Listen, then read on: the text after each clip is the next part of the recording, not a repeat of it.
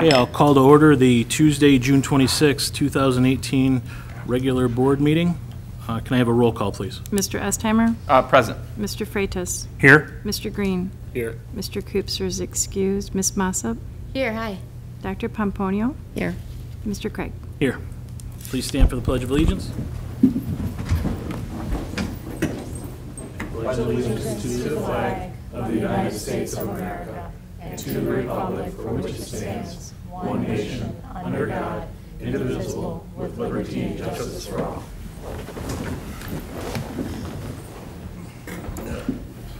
Southgate's mission statement is Learning for Life. The vision statement is Southgate Community Schools, the best choice for students and parents. Okay. Do I have any revisions to the proposed agenda? Mr. President, Mr. Green. I'd like to make a motion to add action item 5 under action items. Action item 5, approval of early middle college resolution to the agenda. Okay. Approval of early middle, I can't talk tonight. Approval of early middle college resolution, action item 5 added to the agenda, please. Action. Okay. I have a motion to add item 5. Is there support? Support? Okay. All right, we'll go ahead and now I need a motion for the revised agenda. Mr. President, Screen. see if I can do this right. I'd like to make a motion to accept the revised agenda. Okay, I have a motion for the agenda. Is there support? Support? Okay. Supported by Dr. Pomponio. All in favor say aye. Aye. Okay, we have an agenda. Next item is citizens' comments. Is there anybody here who would like to speak tonight?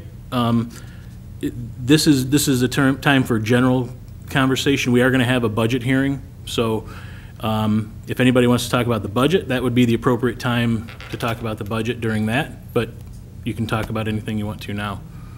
So, do we have any citizens who'd like to speak tonight on action items or other? Sir, please come to the podium and give us your name and address. My name is Mark Gaffney. I'm the employee representative for the food service employees. My business address is 2825 Trumbull Avenue, Detroit, Michigan, 48216. I represent the food service administrative assistants and the paraprofessionals, but I've come tonight to talk about food service, if I may. We're currently in negotiations. I haven't come tonight to negotiate with you, just to give you an update and a report. You probably agree with me if I say that workers know their job better than anyone. Many of our workers in the food service are very experienced and here long-term. We realized through the negotiation process and after looking at our situation here in the food service department that we thought a lot of financial savings could be found in the budget. We discovered this months ago. We gave the school ideas about purchasing different food and ordering food, for example, the federal commodities at a different time in the year. We put together a report for management regarding these savings. It's our intention to work with management to capture at least some of those savings moving forward, and in fact, some of them have already been implemented. Regarding wages, you may know that the past 8 years we've been living under cuts. We took a 10% pay cut. Some of that has been built back, but there is no one in the food service department making more money today than they were 8 to 10 years ago. There is no one making more money today than they were making 8 years ago. Southgate has had troubles. We know that. We've been part of that. We're willing in negotiations to continue to find operational savings. We hope that some of that can be used to cover the cost of raises. As you know, food service is a separate fund from the district's operational fund, and it's on a different page for you tonight. You may learn tonight that the management team expects a deficit for next year. They may have identified savings that will be implemented, but you'll see in that budget that it assumes, I think, about a $100,000 deficit. Here's what I'm asking of you tonight. There are two sides to this story. Please let the negotiation process work its way out. giving us time to present the rest of our savings and work through those savings with management before drawing any conclusions about a proposed assumed deficit. We do not agree with all of the numbers you'll be presented tonight. We will discuss that in negotiations. Again, it's not here for you tonight. I'm just giving you information. I believe, and your food service workers who feed the school children each day believe, that a resolution can be found. But not if we throw up our hands and say there's a deficit, there can be no raises considered. Of course, there's a deficit. We found $54,000 in proposed savings when we did our study. That's a rough study, but it's a good place to start negotiations. The next step would be to implement the savings that both sides agree on, that the school agrees makes sense. And then I would hope you agree with me that the next step would be to reward the workers for sticking with you for the last 10 years with at least some of the savings that are found. And through those negotiations, starting with our ideas for over $50,000 in savings, will help the district address any actual deficit that occurs. But you have to give us a chance to do that. You are over your 3 minutes. Do you have a lot left? Or? Nope, that's it. Okay. Okay. Please don't let this deficit budget be the last word. Thank you very much. Thank you. Thanks. Thank you. Anyone else who would like to speak tonight? All right, we'll move on to presentations. First one is the bond project. Mr. Kukowski.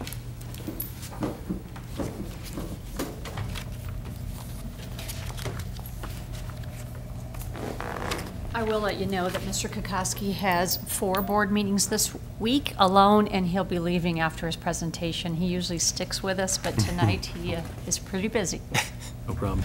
Yeah, thank you. It's a busy week this week.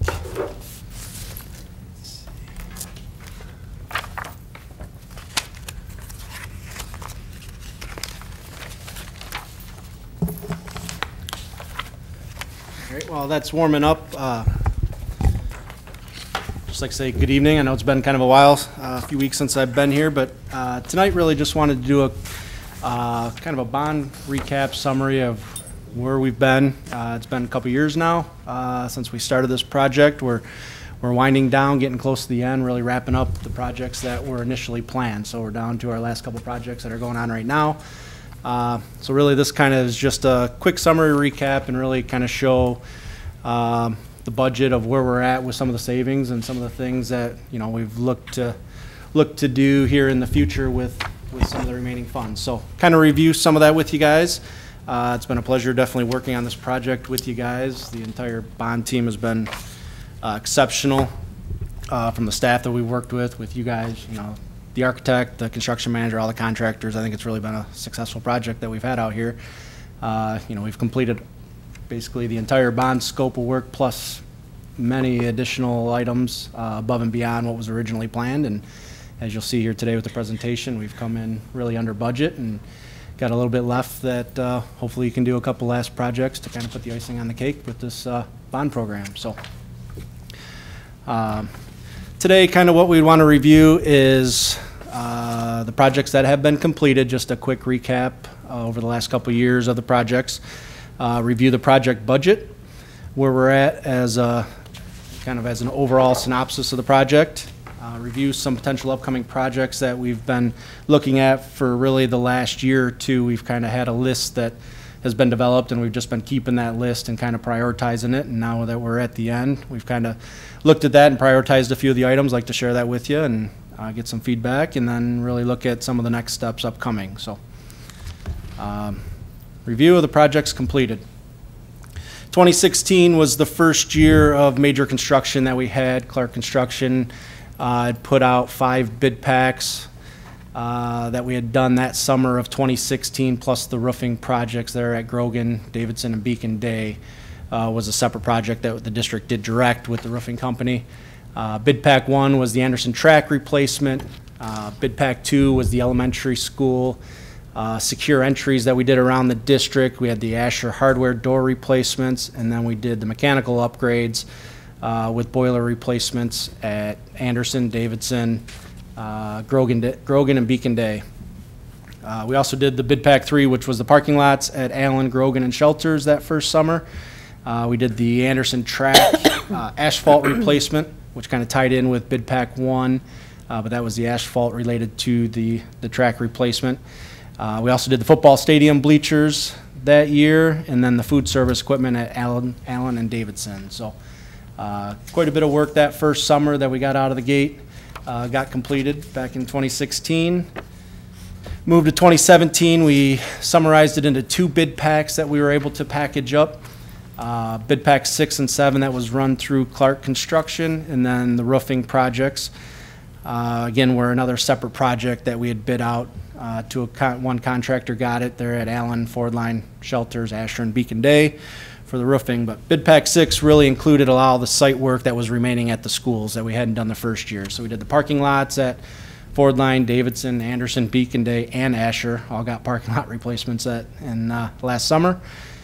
We did some additional site improvements at Allen, Grogan, and Shelters. We did the new tennis courts, the softball and baseball field upgrades that were done out there with the drainage, the bleachers, press box, all that. So bid pack 6 was all the site work around the district, and then bid pack 7 was really the remaining interior work that we did with the mechanical upgrades at the remaining schools, the food service replacement at Anderson, the secure entries at the high school and junior high, and then the exterior door replacements and lighting upgrades. So again, just kind of wanted to recap all the work that was done through the 7 bid packs and the 2 roofing projects for those 2 years. And then 2018, we had bid pack 8 that we did earlier this year. That was the Anderson Auditorium lighting and sound replacement that we did over the winter. Right now, currently, the Anderson roof project has started. They mobilized last week. They got started yesterday. Got a couple sections of roof going and completed already in the first 2 days out there. So they're rocking and rolling now. They're probably looking at about 5.5 to 6 weeks to be out there to complete that roof. But we have a substantial amount of roofing being done at Anderson. That was our largest roofing project. Total was roughly $900,000 or so for the roofing at Anderson that's going to be done this year. And then we also have the Anderson Media Center renovations that's currently ongoing. The movers were out this week. They moved out all the furniture out of there. The flooring got delivered today, and the contractor will be out here tomorrow to start putting the new flooring in. So by next week, new carpet should be in. The week after the 4th, we'll get all the furniture kind of moved back in, and then I think the week of the 16th, we're tentatively scheduled to receive all the new furniture. So really before the end of July, we'll have all the new furniture back in place, everything set back in. So that's the projects that we have going on right now for 2018. So that kind of recaps in a broad synopsis everything that was done. Now for kind of the important slide, review of the budget of where we're at with everything. So this is a budget report program-wide for the entire project. Initially, when we set the project up in eBuilder and tracked everything, we set up some initial projects, breaking it down. So we had a district-wide project that included all the budgets for, your professional services, your testing, permits, financing fees, kind of direct costs that the district would have. All the furniture budgets were in there. So all the costs associated with that was in the district-wide project. Then we set up a construction project that had all the dollars set aside for any construction-related projects. As the bid packs came out for 2016 and 17, we set up those new projects and we pulled the money out of the construction project and allocated it into the appropriate projects. So establishing those 2. And then we had the roofing project, which we had a set amount, original budget in the roofing, and we've maintained that entire budget just strictly for roofing. So nothing else has been really coded to that other than related to roofing around the district, and kind of kept that a separate project. Same with technology. Mike Tashi and the technology department really ran with that. They had their budget for the project and kept their own project. So that kind of shows how all the reporting was done. So the main thing that you really want to look at is the third from the right column there. The remaining balance shows you the dollars that are left after everything for 2018 is committed right now. So all the costs for the roofing that's going on, the furniture that's been purchased to date, the flooring, all that for 2018 is already committed. So if we're looking at overall, the budget right now remaining on the bond program is just under $1.1 million left.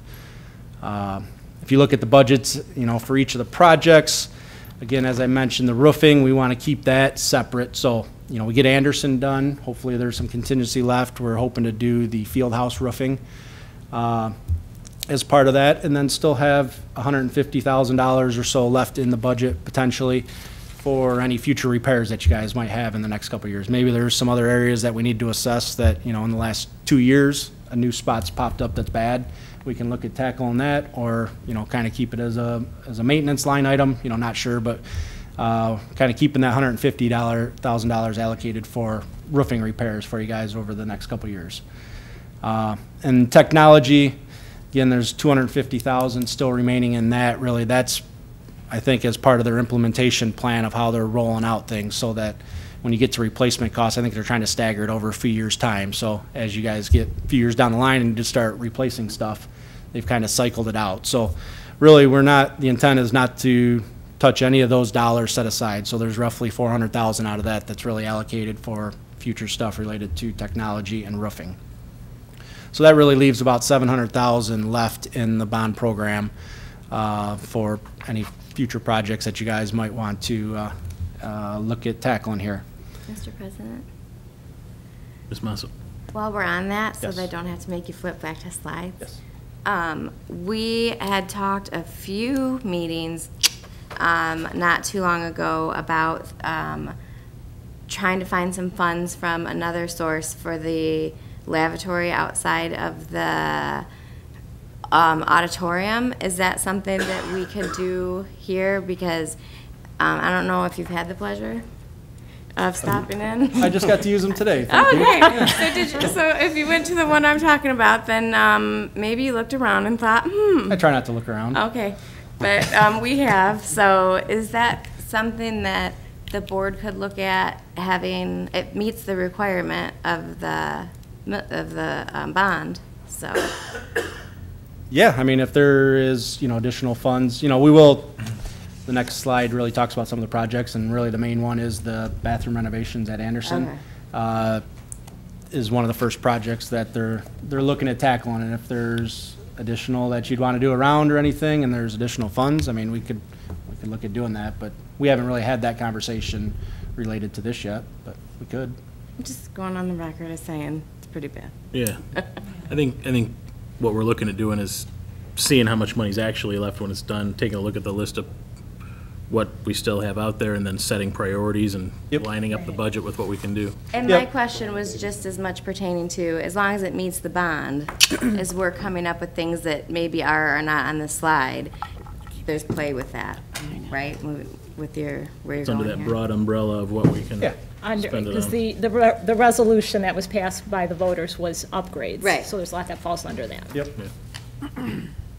So, any other questions on budget or kind of where we're at to date right now with that? Kind of looking ahead at some upcoming projects. So, like I said, over the course of the last probably year to year and a half, we kind of developed we'll call it a project wish list that, every week in our construction meetings, we would talk about, projects to put on that list, and we'd prioritize them. And over the course of a year and a half, that list changed a little bit. Some things come off, some things we're able to get done at certain times.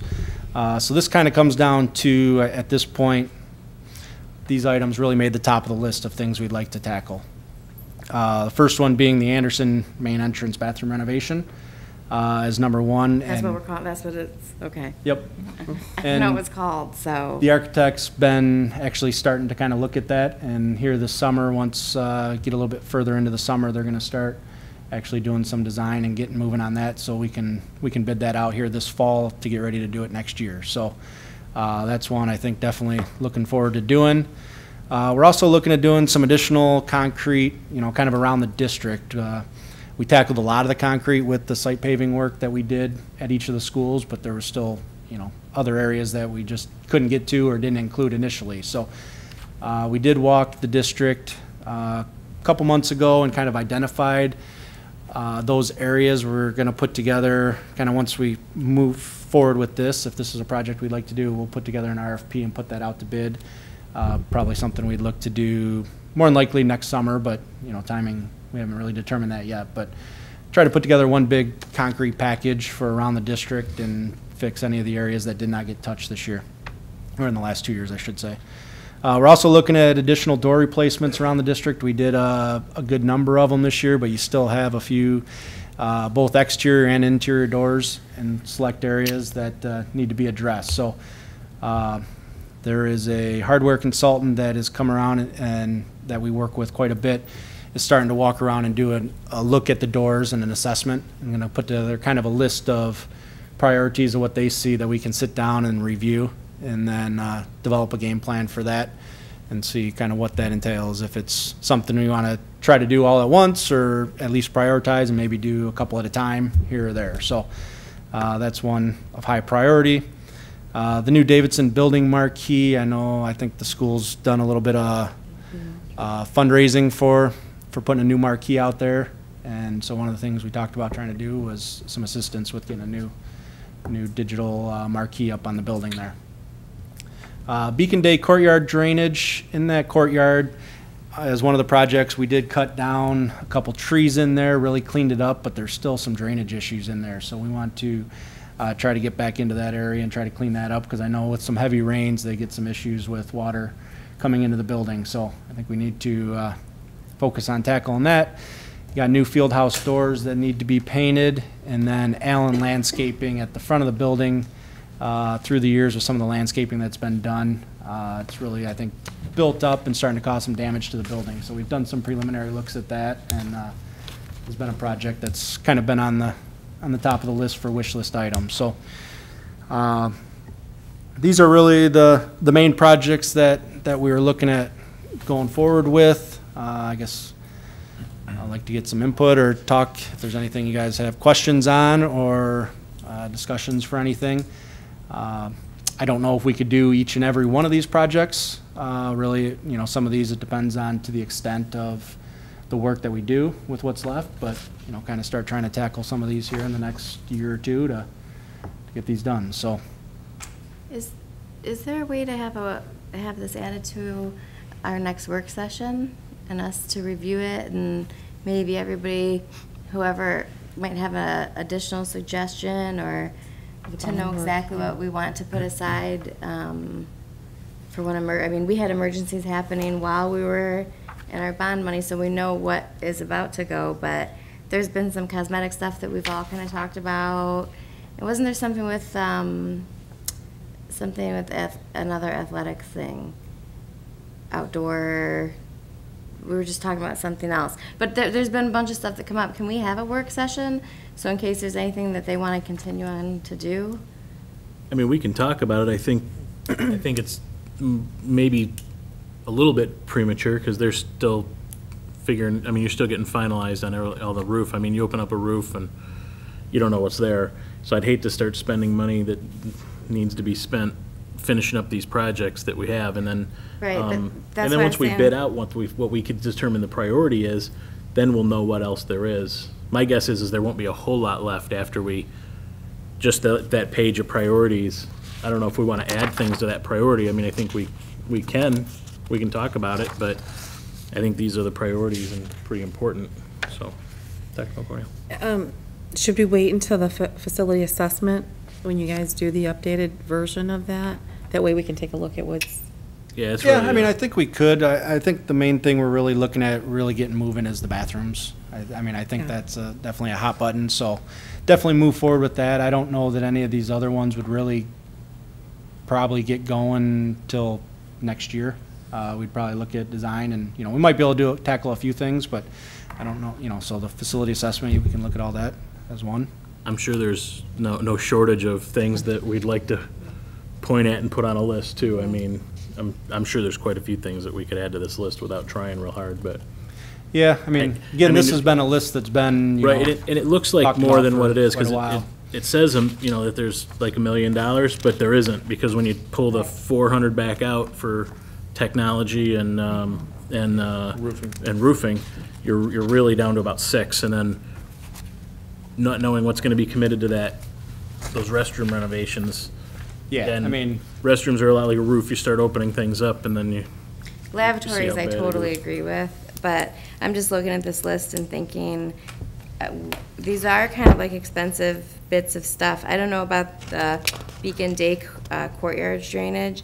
That might be a really neat project to get our environmental science group in the high school with, because they've worked on this at our nature center. But it would be kind of neat to have maybe some smaller ticket items if we weren't going to go with, you know, concrete's at its all-time high ever. So it's a couple smaller things to say, well, we could do this one big thing, and then, because there are a few schools who've mentioned, we didn't have this happen, or how come we didn't have this? Right. Oh, no, I'm sure we wouldn't have a hard time filling up a list of things that we'd love to add. Yeah. Go ahead.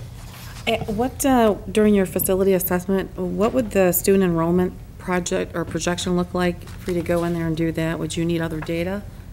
Usually we have an outside firm that will, you know, I'd have to look, I don't recall who did it for the last bond app, whether we talk with them. There's 3 or 4 companies that, you know, do that service. So we would get one of those guys and just get an updated one. Probably go to the company that did it for the last bond app and just have them update that. Right. Okay, thank you. Yep. So yeah, kind of next steps. Really, one thing we're looking at doing is an updated facility assessment. Kind of go back, check all the items to you with the proposal here in the next couple weeks, probably just after the holiday. We're reviewing it a little bit today, so get that together. And you know, really, what we're looking at including with that is doing a building utilization study for each of the facilities, the student enrollment projections as just mentioned, and then maybe even looking at doing like a demographic study to see kind of if you're losing kids, where are they going, or if you're gaining kids, where are they coming from, just kind of see your ins and out of students. So a few things we'll try to wrap into that. We're also going to include IT in the facility assessment as well too. So have the IT consultant update the IT part of it. So that's kind of the next steps we're looking at doing here in the near future. Any questions, anything I can answer for you here today, additional? Anything else from Mr. Kukowski? I just want a quick one about the track over at the high school. Is it still open to the public, and is there certain hours that the community can use the track? That I can't answer that one for you. Anyone? Or was it one of the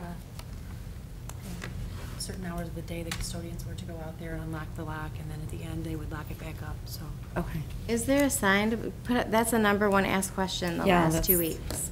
So I don't know if there's a sign that we can just throw up that says the hours, or that has that. That would be helpful, yeah. Yeah, it's been a ton of folks. Everybody likes the new track, so. Thank you. Anything else? Okay. I don't see any other questions, Rob. All right, well, thank Thank you. you I very much. appreciate it, and have a good evening, and definitely been a pleasure working with you guys. Thank you. Good work.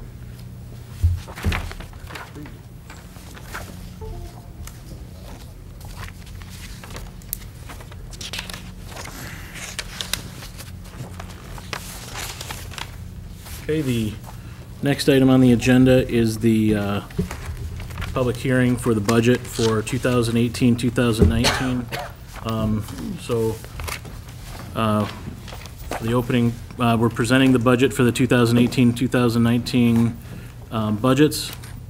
If there's any questions after the board is done, that'll be an opportunity for the public to ask any questions that they have. And then we'll close the hearing when that's completed.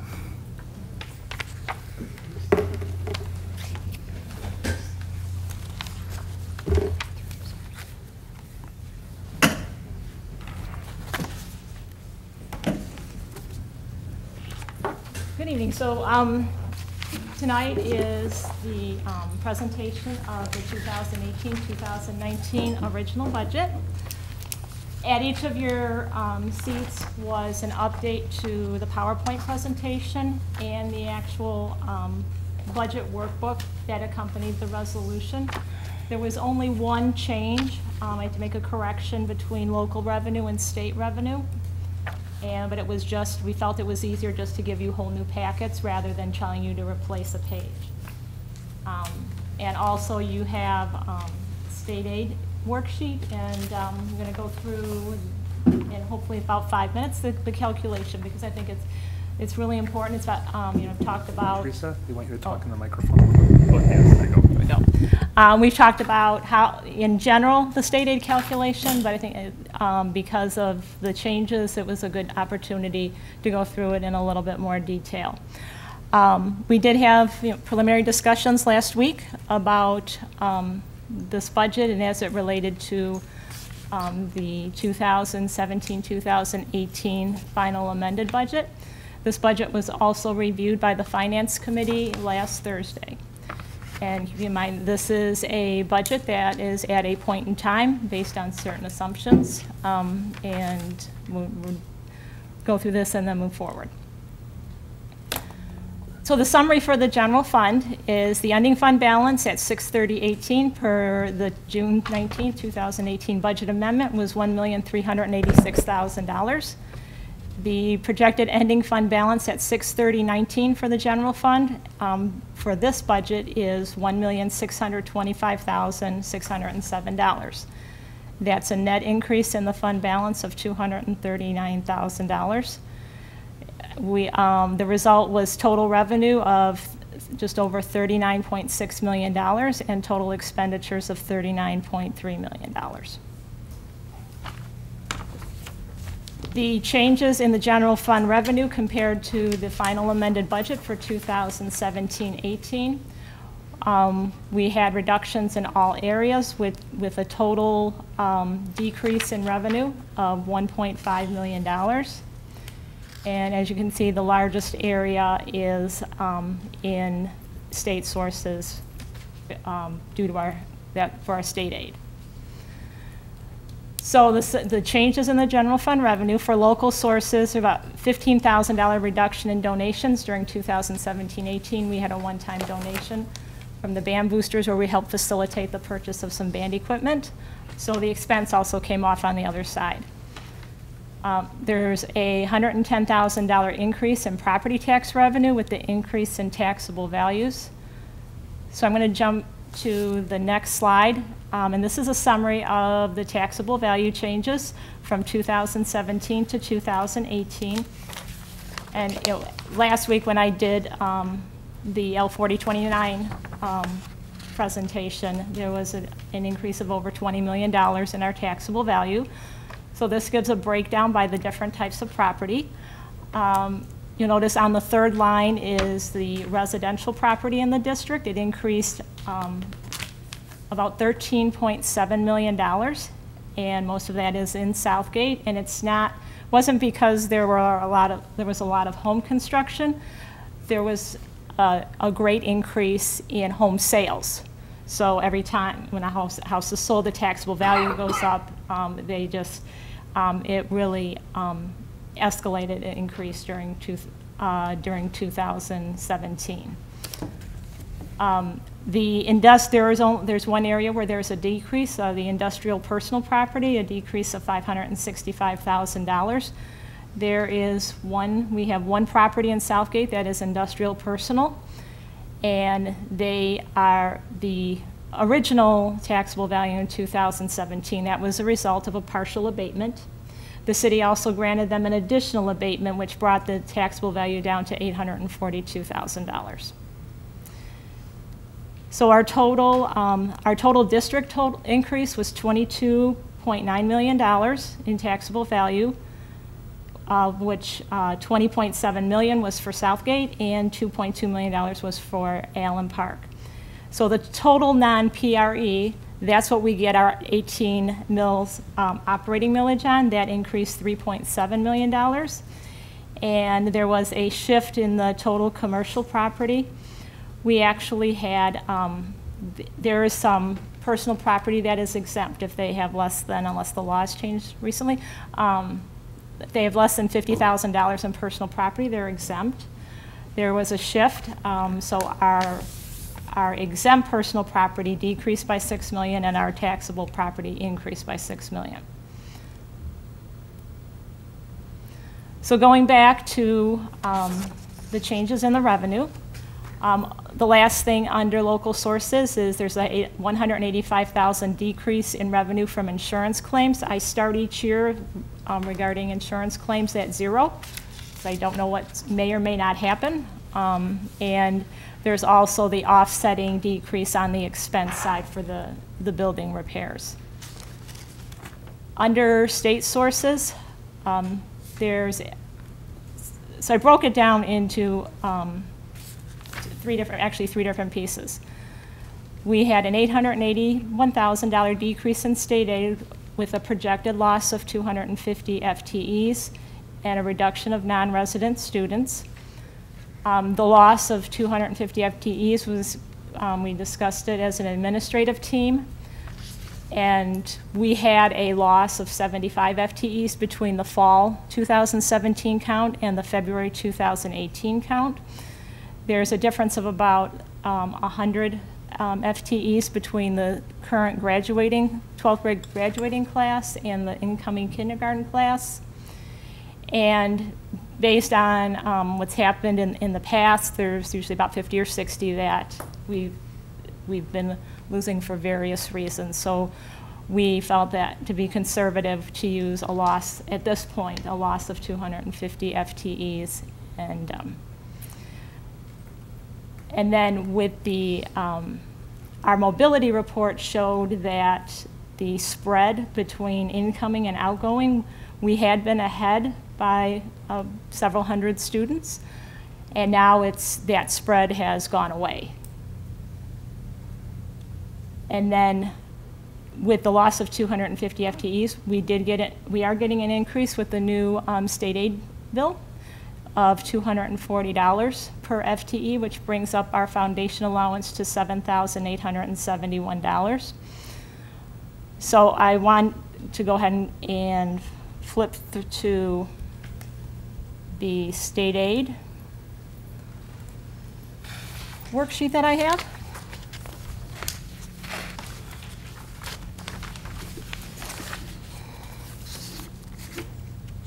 So in the past, we've talked about that when you look at the foundation allowance, it's actually a combination of both our property tax revenue and our state aid, because you might think if we're losing 250 FTEs, but we're getting a foundation allowance increase of $240 per FTE, why do we have a loss in revenue of $880,000? So the top part is the calculation of the blended count. So this is a worksheet from 2017-18, so I just have to advance the numbers. So actually the spring 2017 numbers are the actual figures from our spring 2018 count. And then I did an estimation for the fall of 2018 to get to a blended loss of 250 FTEs. So the current estimated spread is a loss of 37 FTEs for special ed and just under 213 for general education.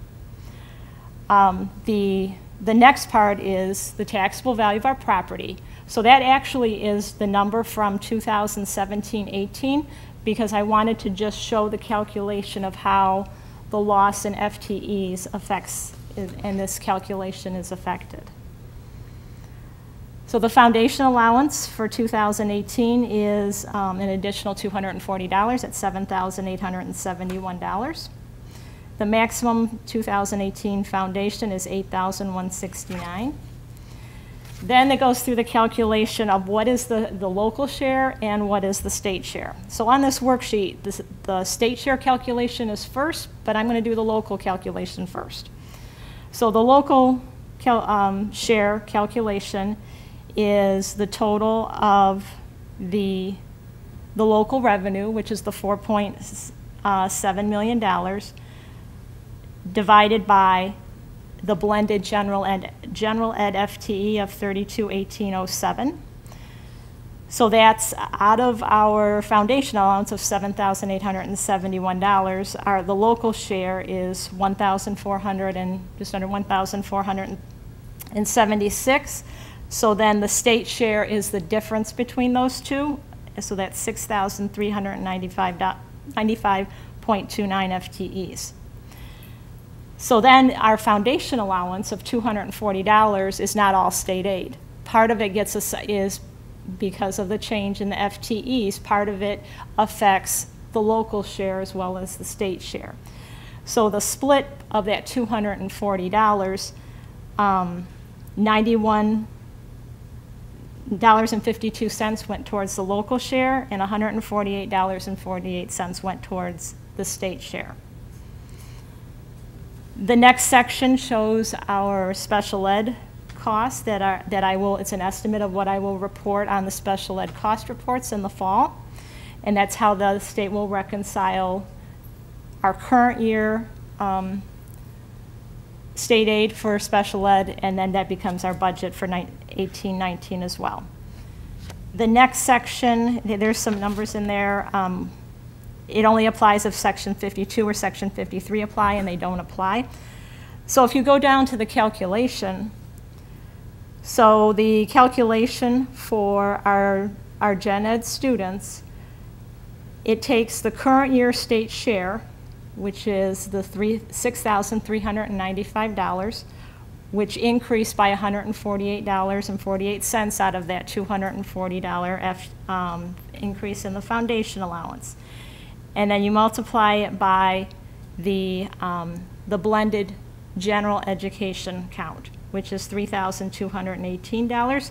So by my estimation, that's a decrease of 212.77 FTEs.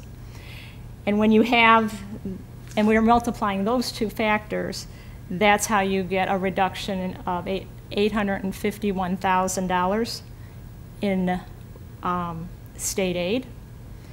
And then the adjustment for gen ed non-residents, because our gap is non-existent right now, I have set that at 0 until we get our state aid status report and we have our count day.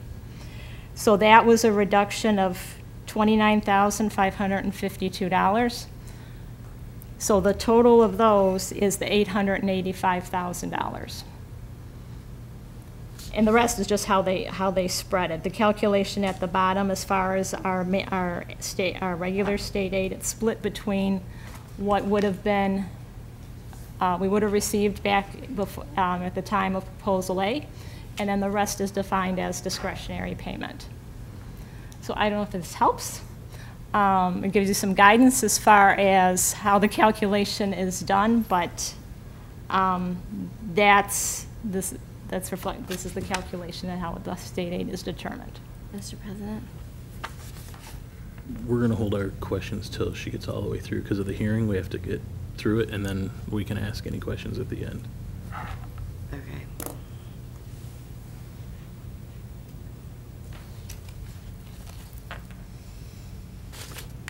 So there's three different parts of this change in the state aid. The $881,000 decrease, which I just went over, the increase in our foundation allowance of $240, and we had an increase in our property tax revenue under local sources, so we have the offsetting decrease under state sources. In addition, we are continuing with the dropout recovery program at Asher. So we're projected to continue with that right now at the level of 70 students. And that would, if we had that year-round at this point, we would have an additional $393,000 in revenue. In addition, $146,000 projected increase in special ed funding, which is based on what I'm projecting our final cost report will be. And then there was a $238,000 net decrease in state grant allocations, primarily due to we had a pretty sizable carryover at-risk money that we're not going to have this year. And so that was $236,000. $36,000, so that was most of that decrease. Also during 17-18, we received a one-time $565,000 MIPSERS payment to help the state pay off their liability for the early retirement incentive that they did in 2010. So they gave us additional revenue. We were required to increase on the expenditure side our retirement rate, and then we send them the money back. So we are not going to, everything else about the UAL and 147C is going to remain the same, but that was just a one-time thing. And we also have a decrease on the expense side on the retirement expense. Under federal revenue, at this point, there's some small changes that we know of based on our funding with junior ROTC with the new staff. And under Perkins, we are getting less funding for our paras in the classrooms. The other changes that are going to come with the federal revenue will be reflected on the amended budget once we have the allocations approved and the budget's approved. We have an estimated allocation that will also change some if we have money left over from the 2017-18 budgets. They will roll that in as well. So on the amended budget, we'll reflect all those changes. Under other sources, the decrease is based on my preliminary estimated decrease in our enhancement millage collections based on our prior year district allocation within the county and the loss of FTEs. It's more likely that that number will increase, the reduction will increase rather than decrease. But based on not having really information at this time, that was based on my projection, that's where it's at. And then the incoming transfers, there's a $107,000 reduction as a result of adjustments to the special revenue funds, which we'll go over after the general fund.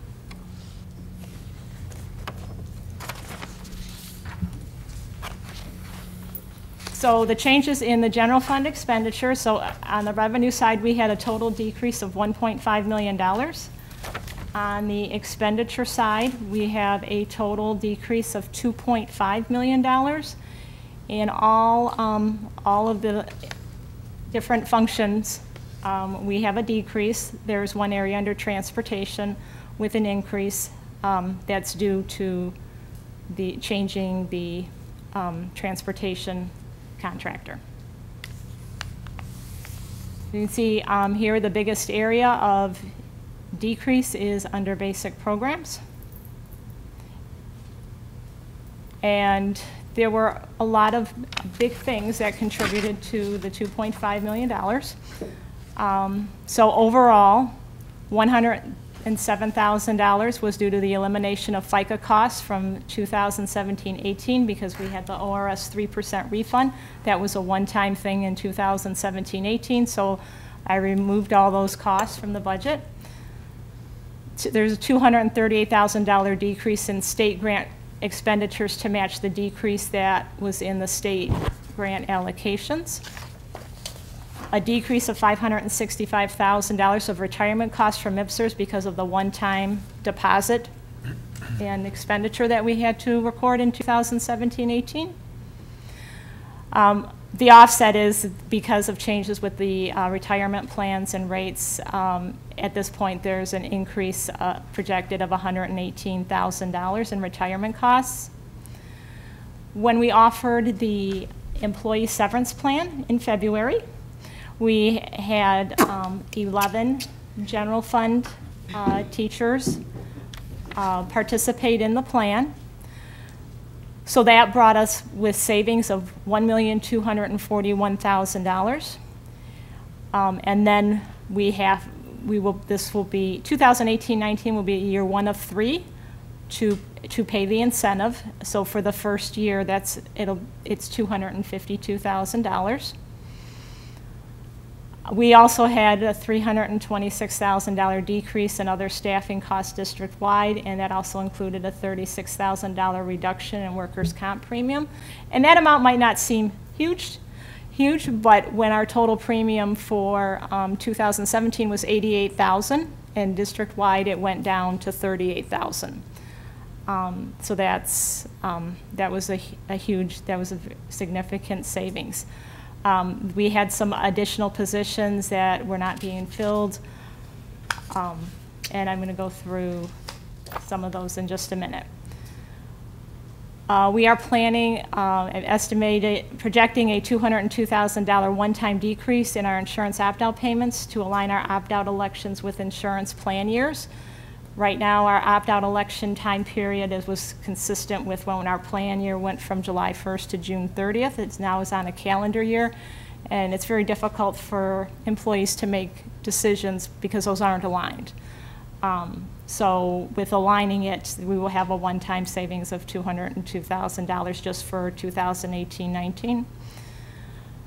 Our health insurance, we did receive an estimate of our increase for the 2019 calendar year. It was another 13% increase, but as of this time, we are still under the hard cap. So based on a 3.3% increase in the hard cap, and a projected increase of $102,000. Under adult and community education, so we had $393,000 increase in revenue due to the dropout recovery program. With the amount that we pay Wayne County RESA, that would result in an increase of $296,000 in costs. So we are still ahead by about $100,000. Under operation and maintenance, reduction of enhancement millage projects that were completed during this year of $239,000. We've done, we're finishing up some landscaping. We've done the wood chips. The auditorium curtains fell under this function code. So we've completed the projects. There's a $182,000 reduction from insurance claims. That matches the removal of the revenue from insurance claims. Again, I start with 0 at the beginning of each year. And then $115,000 projected decrease in contracted services and supplies for things that were one-time things during 2017, 2018. Transportation. With the new contract, there's a $120,000 increase in transportation costs. For the special ed portion of that, we do get reimbursed 70% from the state. However, there's a year delay. So in the 18-19 budget, we will have the full cost of that in this year's budget with no offsetting reimbursement. We will get the reimbursement in 19-20 after I do the final cost reports for 18-19. Athletics, there's a $59,000 net reduction in enhancement millage expenditures, but it does include the budget for $32,000 for the athletic trainer. And outgoing transfers, there's a $119,000 decrease because of the change in what is going to be repaid to RESA from prior years. So what's recorded in 18-19 is our liability at June 30th of 19, which is from the 16-17 year, and we will end up paying that back in 19-20. So part of our staffing reductions, we are longtime technology directors retiring on July 1st. So there's been some technology department reconfiguration in the budget. So with the changes, there's the curriculum integrator is that position, separate position is being eliminated. We also have the elimination of one staff position, and there some estimated costs associated with reassigning of responsibilities with shifting positions around. So there was, in the budget is a net savings of $104,712. Looking at the enhancement millage and the just over $1 million of enhancement millage revenue is an estimate at this point. Currently, in the budget at this point in time, we have $200,000 for curriculum, $32,000 for the athletic trainer, and $65,000 with continuing with the waiver of athletic participant fees. So we have budgeted expenditures of just under $300,000. And so at this point, and as a continuation of our discussion from last week, we are using $804,000 to maintain a 5% fund balance.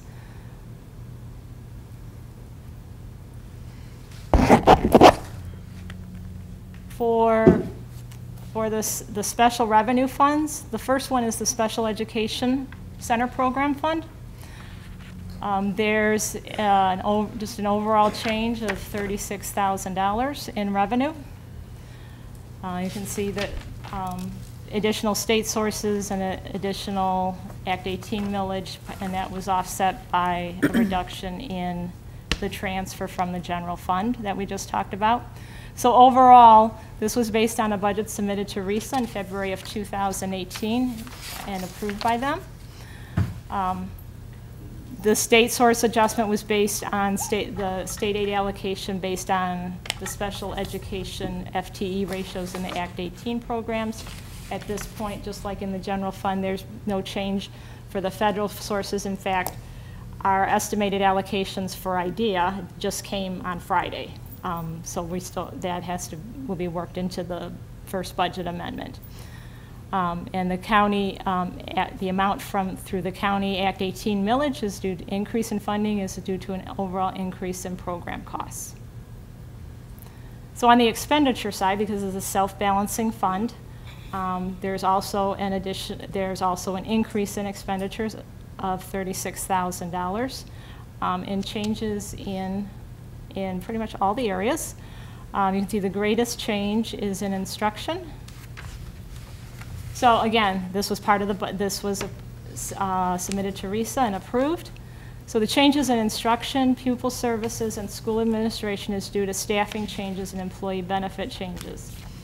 We actually, we had a reduction of 1 classroom.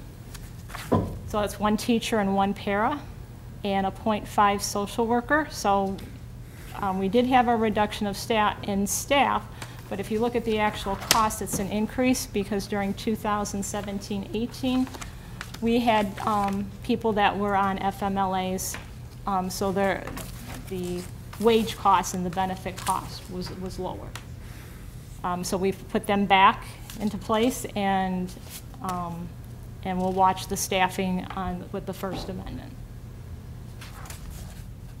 The indirect costs, there's an $87,000 decrease due to changes to program costs, and even though these costs are increasing, there's other adjustments that are made when we do the final cost reconciliation that actually cause the net to be an $87,000 decrease.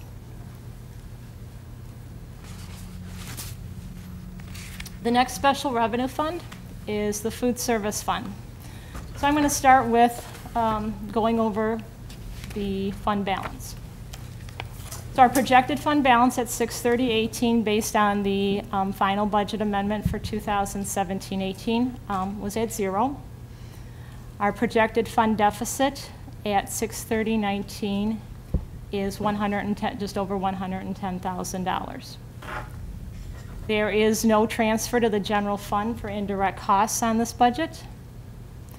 So in looking at the change in operations for the budget, we had a decrease in revenue of $174,000 and a decrease in expenditures of $147,000. So that it wasn't quite balanced. It was a difference of $27,000. Looking at the costs, the industry standard for food cost is 40%.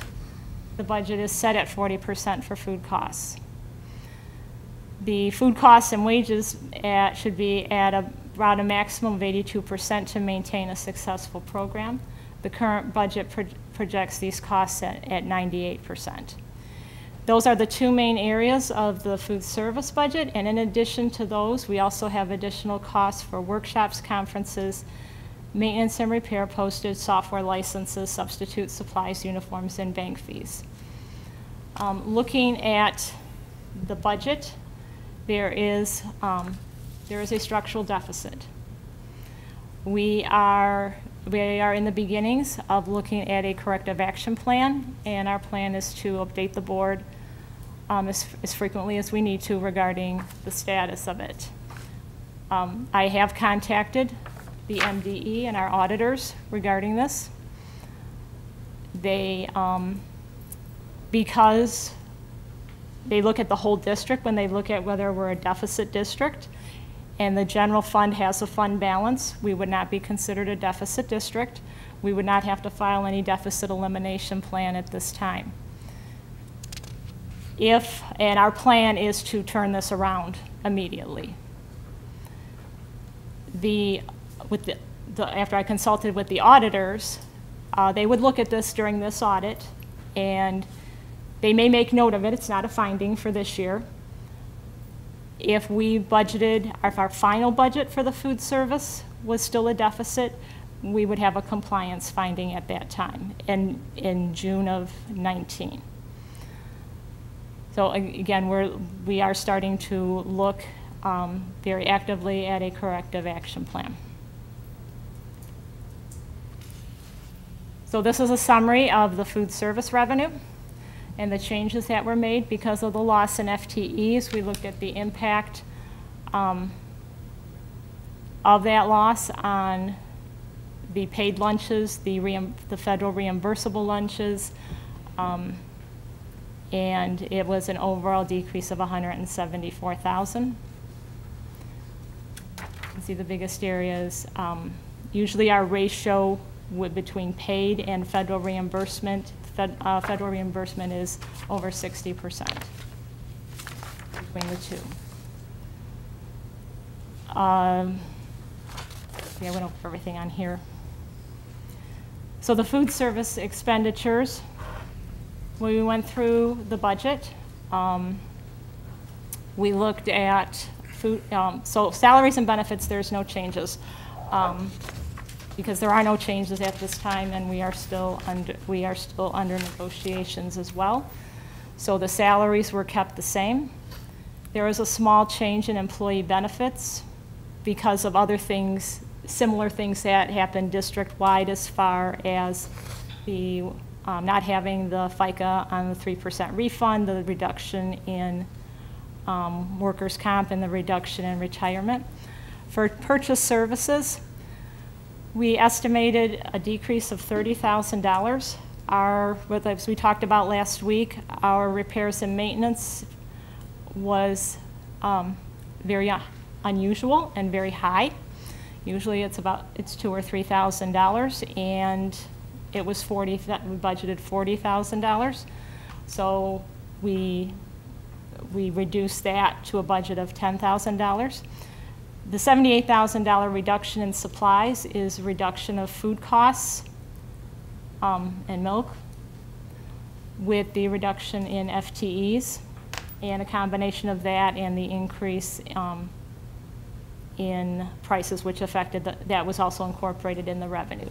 And assuming at this point at least the same use of commodities as 2017-18.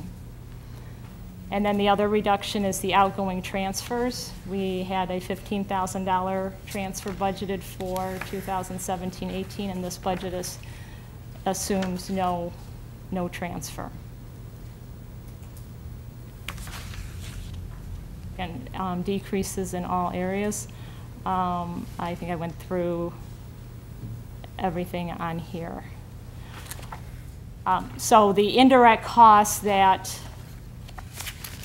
the general fund, based on this budget and based on the 17-18 indirect cost rate, because the 18-19 rate is not out yet, the general fund would have been allowed $78,000.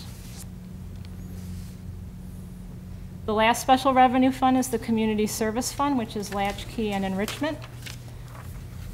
Until, speaking with the director for our latchkey and preschool, we kept the budgets the same, the revenue the same. We anticipate the same level of participation for both latchkey, and talking to our enrichment director, retired last week, 2 weeks ago. we are anticipating until we have registrations in the fall that the participation will be the same as the current year. And we expect everything to be, the expectation is that everything will remain stable with these two programs. There were some changes on the expenditure side. For Latchkey, some reductions, again, due to changes in benefits that were district-wide. Under the adult enrichment classes, there were some increase in costs because during 2017-18, we changed the duties of the enrichment director and included work with the advertising and developing the brochure. So that position became full-time, so there's some additional costs, about $6,500. So there was a net increase in expenditures of $4,200, so then the outgoing transfer right now we're projecting to be a little bit less, it's by the same amount of $4,300. That is the end of my presentation. Okay, we'll go ahead and we'll start with our questions up here. I think maybe we should just go through these by fund, so maybe general fund questions first, and then we can go through each fund after that. So I know Ms. Mossop had a question, so I'll start with Ms. Mossop first. I took notes. As the board knows, this year, in the last few years, had a bad brain injury, so my short-term memory is terrible, and when I don't get to ask questions when the information's there, I forget. Okay. So I'll probably have to email you some That's fine. things. That's absolutely fine. So I'm just going to go about this as I took notes. A little accommodation is what I'm asking. In the general fund changes, we project our loss of our FTEs and our residents, non-residents. When do we, Dr. Baker-Herring or Ms. Pastor might know this, when do we send out the form to parents about if your kid will be staying in the district, how many children, and what grade? At what point in the year do we send that out? So we send that out K-5 in February of each year, and if we don't get them back, those particular families are called, and we use that to have a projected number of students at the K-5 level. We typically do not do that at the junior high or middle school level, and so currently right now we are projected at a loss of 140 students K-5. Last year at this time we were projected at 155 down.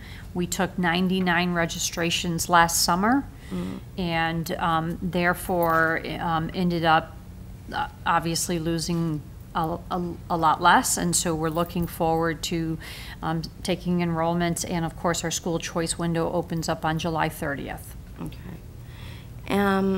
So then again, I know this must have been under general budget. Southgate saw an increase in our home values. I know the neighborhood watch that I run, tax time was kind of a surprise on that end. So what we know is when, for the viewing audience too, is if someone owns a home, then the millage and the taxes we get are 1% to 2%. And if it is a non-homestead, it is still 18%? Yes. Okay.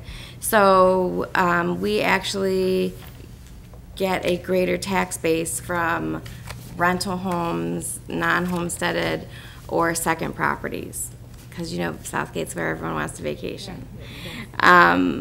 How do we follow that, or at what point do we start to say, okay, we have had a ton of sales, and I just recently did a windshield survey, which is why I ask. Do we contact and get a hold of a realtor and say, at this point in time, can you tell us the sales in our district of homes, so that we have an idea of what that tax-based revenue is, if it's going to be a surprise or if it's not? I have not done that in the past. Okay. What I do when we get the taxable values from Wayne County for the new year, and and everybody anxiously awaits for them, once May comes around. They actually got to us a little bit earlier this year.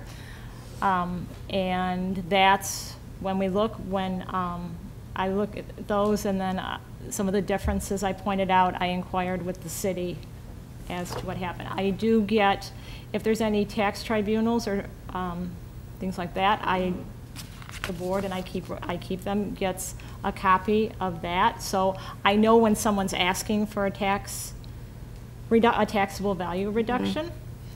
And then I also get a follow-up letter that tells me the results. So sometimes there's no change. And you see the formulas, like if they say 18 more months and then switch and that whole algebraic thing. But I thought what was a good idea is there's a woman who, I live in the old homestead, and about once a month I get a postcard from her that said, this many houses sold in your area. So the Fruit Bowl would get their own, and the other side, if we could maybe, and it's all coming from the same clearinghouse, to maybe stay ahead of it. They also have a public domain of those homes that were purchased, and that's where we can concentrate sending materials for students as well too. So it might be an idea to look into that, and just wondering how we do our projections, because there's going to be a major change with our tax revenue next time you turn in your winter, when we do our winter stuff. I don't know how it'll affect in the overall. Well, the school district is 100% tax collection in the summer. Our summer, Yep. summer, yeah. So, last week we did the L4029, which is the tax rate request form that I send to the city, so that's what they know, and they get the same information from the county that the district does, so that's how they know what the taxable value is. One other thing that I can do is get some regular updates from the city as well. And so the other thing with the 75 more from fall to February, now I know, and I've sat in the community supports team that Jill has been running for several years, and we get a report in that meeting of Ascension and where we're losing kids. But Rob had kind of mentioned that he could put together those reports. We're not paying Plant Moran in any way to do that work, are we? We don't have the cost proposal. I don't know if it's rolled into the facilities assessment or if it's a separate fee. And I think we'll have to look at that when we get the proposal from Plant Moran. Okay, because I don't know what they would charge us for that, but I can't speak for the whole board, but your report is excellent every year. And I think that we have the resources to pull that together without spending any money. I'm going back to 2010. I'm feeling that stress that I know Darlene was when we started talking about when we're in the single percentages. The at-risk money that's going away. Well, it's a difference in how the money was spent. So for 2016-17, the level of funding is anticipated to be the same, but when we finished 2016-17, we had a carryover that was just over $300,000 with the intent of purchasing some curriculum. Curriculum, right. So we did that. So now with our budget for 2017-18, we've spent most of the allocation, not all of it. So our carryover going into from 17-18 going into 18-19 is about $45,000 instead of $300,000. So that's why there's a difference in that area. Because it's a matter of the timing of the spending. Okay, and I only ask because I know that Jill in that meeting had said she had a 2-year plan. When we were talking about the curriculum and what was going to come from what. But I went to the reevaluation of budget, and they had talked about that the at-risk funding was increasing. It was just not as umbrella style. The summary I got for the state aid bill said that they're maintaining their current year funding of $499 million. It did add language that for schools in which more than 40% of pupils are identified as at risk, a district can use the funds it receives to implement school-wide reforms that are guided by the district's comprehensive needs assessment and district that's included in the district improvement plan. So there's a broader scope. But we meet that requirement with Beacon and... Well, Beacon, it's not funded. We did have a small part in 17-18 that we used for Beacon for at-risk, but because of the funding with the County Act 18 millage and the state aid, it's fully funded from those two areas, and the federal funding from 3 areas. Okay, so that doesn't go in the equation to push us towards this additional funding, but it doesn't require us still to use their testing. So actually, the at-risk money is not tied to the testing? I'm saying, and I understand, but so the government is saying that we can't use them in an equation to have more supports through, but that we're still tied to it being no different than any other school, and that we have to submit where we're seeing our Lyme and C- ratings. Correct. Okay. So then I just had a few other ones. The Munetrics budget online, I had some time to look at that. Under athletics, when we're looking at the 59 reduction in enhancement millage expenditure, but then we have the 32,000 for the athletic budget trainer, and then it goes on the waiver of athletic participation fee. Now, the way that that's set up is the parents don't have to pay for pay to play anymore.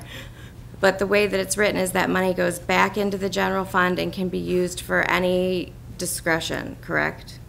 Well, because we established that that was something we were doing with the enhancement millage. When you look at the budget for the enhancement millage and you look at the revenue and compare it to the expenditures, because that enhancement millage is covering the fact that the general fund is not getting about $65,000 in revenue, the enhancement millage budget should have an excess revenue of $65,000 because it's replacing the revenue that the general fund currently is not taking in.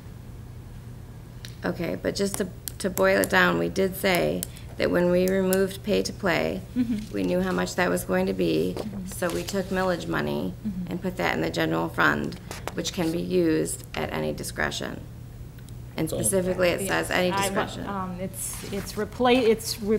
It's all general replacing fund, right? general fund revenue that we don't have at this point because we put that into place. And then when did we establish the curriculum integration position? Do you know what year? That has been since before I came here.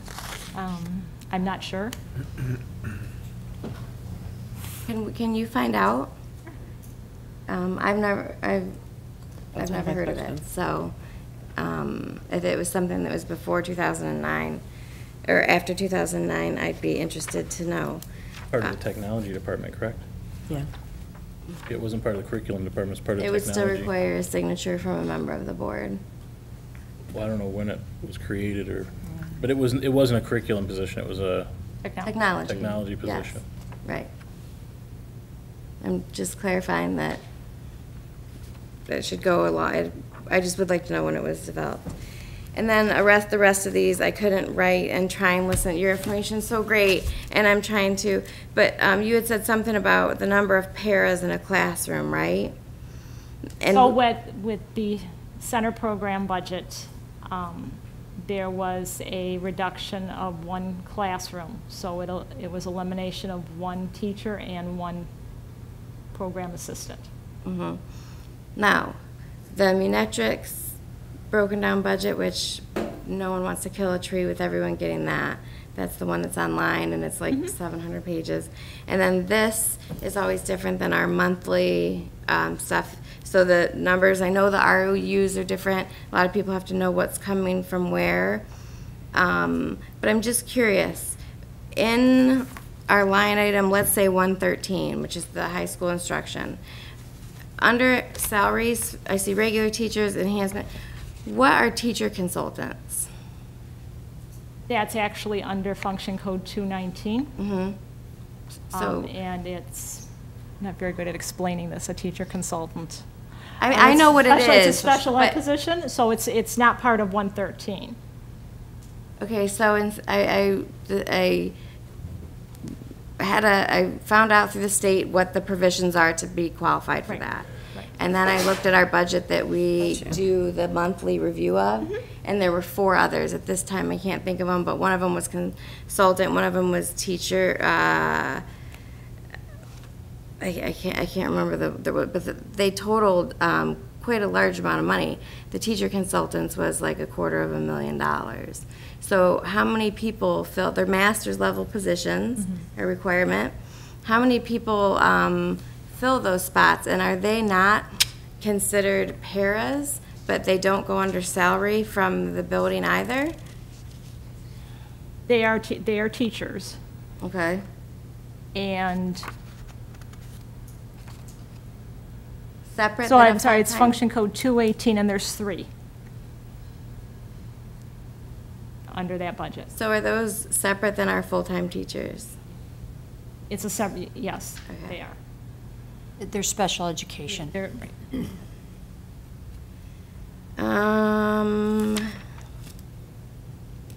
Then, because I don't want to take up any more of your time, and I'll have to email you, the food service, what year did we get that new, Darlene, you might know, the new program? Neil, you were here when we got it. About 3 years That was ago. about 3 years ago, 4 years ago. Okay, 2015. now at that time, and we all know that the school budget is different than the food service, and all the laws are crazy, and if you go over a certain amount, you get it audited, and so you gotta, so it was easy for us to make the decision, not just out of need, but we had to spend some of that money, and the technology was good. If that was in 2015, 15. let's say 15, we had a fairly large, we were almost like at our maximum that we'd want to be at, and I know we're sharing Dan. Was there any other thing that had changed out of that budget recently that would have? I mean, you guys remember it was quite large. So It in was a June. moneymaker for us. In June of 2014, it was $315,000.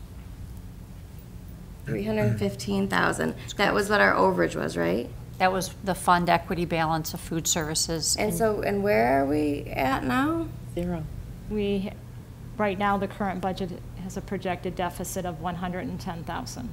And has that program, I know Jill had started, or it'll be passed the torch to you, that every corner was being budgeted. You start with this area, I don't know,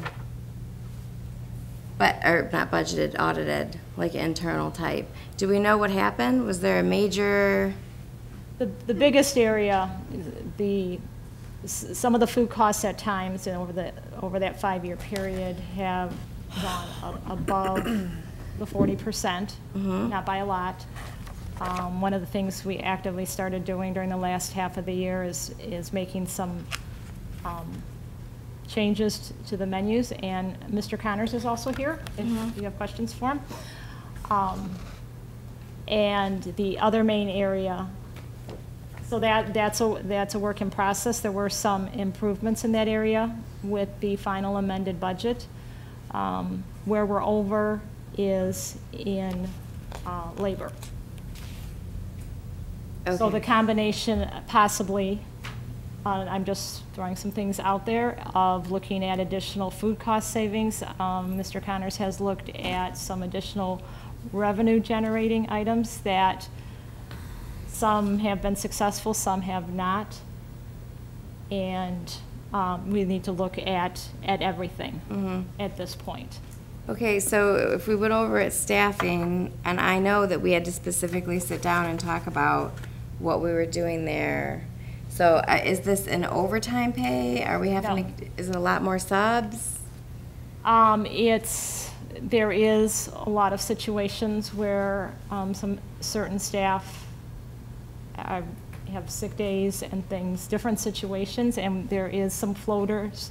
There are 3 floaters that are built into the budget that work every day, because there's usually some place that they need to fill in. So it's substitution then? Yeah, so instead of getting a sub and trying to get a sub Mm-hmm. for someone that is not there on a particular day, Mm-hmm. we have the floaters. And that reduces the sub costs, but they are permanent positions in the district. Right. And then just one other thing about the, that is, Mr. Gaffrey, Mark, nice to see you again. Usually it's once a year. As he had mentioned that they had like a white paper or a rough study with the 54 ideas. Did that get dispersed to the board? No, it was part of the negotiating, so they had some proposals. We've looked at it. We have our next meeting is later this week. And so that is part of looking at our corrective action plan, is going through those. And some of them, as Mr. Gaffney stated, some of those have been implemented. So that $54,000 rough study was part of a corrective action plan? It Or was knowing that- it was part of a proposal that they had, as he stated, for the district to have some cost savings to allow for possible wage increase. Okay. And community service and expenditures, is part of this the Asher daycare program? Actually, the Asher preschool program is still in the general fund until I can see what the registration is. The director also feels, just like Latchkey, that it will at least be consistent and stable with this year. And then if it is, I will move the preschool program into community service. Does that match the policy that we had to change when you came across the? I'm sorry? You came across a discrepancy 2 years ago. Right. And then we had to make a policy change based on that. So maintaining it to be part of the general fund, doesn't that go against the new policy we wrote? No, it's still budgeted, for the budget, it still has a small loss. And I want to make sure it can maintain the level of activity it has. So once we have registrations in late August and September, then the director and I will sit down and evaluate everything, and if it can maintain the level that it did this year. We went from a loss of $154,000 for the preschool and infant and toddler program, Right. to a loss of projected loss of about $10,000 for the preschool program, and she had 28 graduates from the 4-year-old program this year, and I think most of them, Larger number. most of them are going to be enrolling in Southgate kindergarten. And then the last question that I can figure out my scrawling handwriting from, at what point do you feel like you knew or finance knew that we were itching towards the ship becoming a little bit skewed or unright for us to be able to say, we're looking at another corrective action plan? For the food service fund? For our overall budget, any of it. So for the food service fund, Mr. Connors and I met on June 1st to go over the figures for the amended budget and seeing what was working and not working. I asked him for figures for 18-19. I got those about 2 weeks later. And at that point, we is pulling everything together. We need to do things differently, vastly different. And then with our general fund? With the staffing, there were decisions made under the prior administrator regarding reducing class sizes, and that stayed during the year, so now we're looking at correcting that staffing. But around what time do you feel like you knew that we might be seeing some brackets? I had concerns in the spring of 2017. Okay. I'm so sorry for all the questions. Thank That's you so okay. much, That's Teresa. fine. You're wonderful. We can come back to you too, Ms. Mossop, if you, Yep. something sparks while we're talking, if you need to go back, so. We'll try and get back to the general fund questions. Dr. Pomponio, I had you next. Okay, I eliminated some of my questions, but there was a decrease in JROTC. Why was that for the DCTC? Because we had a change in staff, for Sergeant Phoenix left the district, so it was just the difference in the compensation Okay. with his replacement, and now we have a full year of that. So it's Okay. a little bit less. Okay, and then under the $55,000 estimated decrease in the enhancement millage collections, was that, was any of that due to the delinquent taxes? Did we report any of the delinquent taxes that No, we? it doesn't factor in the delinquent taxes because I don't know when we'll get the money and how much. Okay, so So for I keep last track year. of prior year taxes in Okay. a separate account, and I did So not for, change let's that. say, last year's budget. So that was where about did you put that? $100,000. If you look at the 17-18 budget, what we received so far from the first year of the enhancement millage, it's approximately $100,000. So you take the delinquent taxes and you just put it with the regular? Yes. And, okay. And then also for the transportation, you show an amount for $97,488 as a increase in expenses. Uh-huh. So you also had the number 127,000. Right, so the increase with the new contract is 120,000. The reduction for usages for the enhancement village was 23,000. So the two netted against each other. Okay, so from the last budget, the additional expenses for transportation, is that also factored into this figure that you're calling the additional amount for the new transportation, or is that somewhere else? No, that's included. Okay, That's so part what's of the- yeah, included in that's the in new there. transportation Yes. is expenses that are carried over from what we had to pay additional to the last transportation? No, it's just for the new company, for the new Okay, so year. where is those, where is it located, where the additional expenses are for Trinity for last year?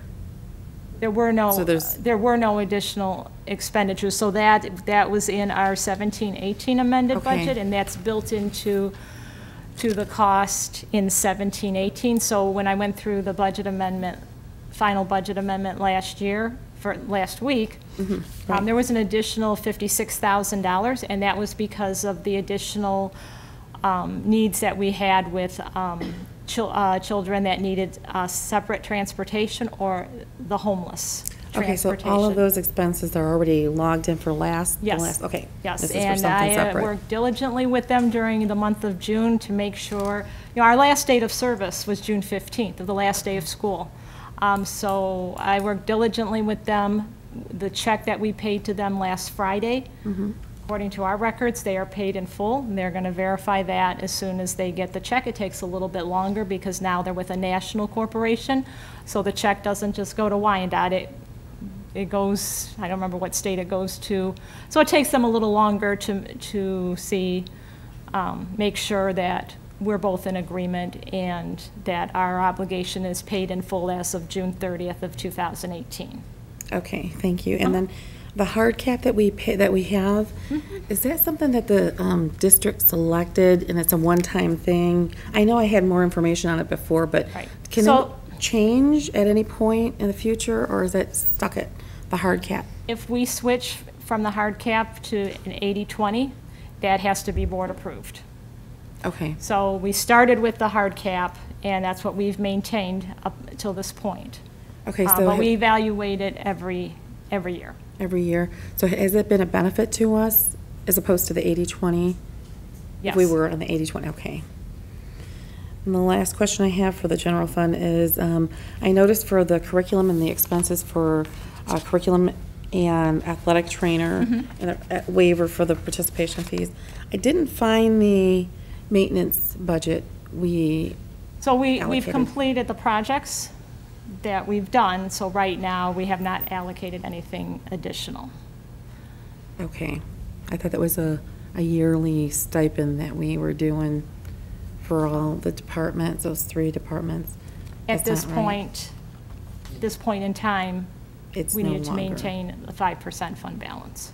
Okay, so that's good to know. Mm-hmm. And the rest are food service, so you want me to wait? Yeah, if you Okay. could, please. But I did have one dovetail off of the transportation. Sure. In the budget where it shows the additional amount because we went with Dean, when we did that night, it slipped me to ask, do we have anything that reflects, because we know the funding for federal transportation is different, we get reimbursement? Is that number that's in there the whole number, or is that number a projection minus what we know we're getting back from those other zip codes? Under transportation, it's the whole number. Okay. And then under the amount of reimbursement that we get through state aid would be incorporated under revenue from state sources, and it would be under the special education revenue. Okay. Now, with the budget changing to 7.7 miles, is there anything that we have to do with the policy? Because we had just written our stuff out. We made a projection if we were going to look at the busing at 2.5 and something else. The state changed and increased for a 7.7 mile or Well, what's good about the policies that we're working on now, it's a total of 37 pages, I think, so it can be interpreted into it without having that figure. okay. Thank you. You're welcome. And you're finished, Dr. Pomponio? Yeah, thank you. Mr. Green? Hey, Teresa. Hi. How you doing? Okay. So at any point with my statements, if I am wrong, please stop me, because I want to make sure I'm on the same page, because there's a method to my madness to get to my question, if you don't mind. No problem. So I went back after our meeting last week, and I watched the budget meeting, because there were some things that I think disturbed all of us. And the one thing that I come up with, and I'm gonna look at the general fund versus how much we're using from the enhancement millage. When we had that meeting, we had an assumption at that point, straight from the meeting, that we thought we were getting approximately $1.4 million. So from that, we were told at that time that we knew that approximately half of that was going to be used for the teacher reductions, this and that, whatever. And the majority of us up here were under the assumption at that point that we had about $700,000 to play with. You know, some was going to be one-time costs, some was going to be recurring costs. We did some one-time costs, we spent that money. When everything washes out, we didn't get 1.4 million, we get over $1 million. It's $400,000 reduction. Therefore, we pretty much spent the $300,000, and we already knew that the rest of this money was going into the general fund, right? My question is, if enrollment continues to drop, which seems to be our trend, and we know that it was more than we thought at the time, and we have this money laid back, and I understand that there might have to be adjustments in teaching classrooms, hate to say it, but if that's whatever we have to do, depending on the enrollment. When do we have an idea if this enhancement millage money we're going to get for the next year is going to be less than 1 million? So we're not sitting in here saying, we think we have some of this money to spend, but now we only have $700,000.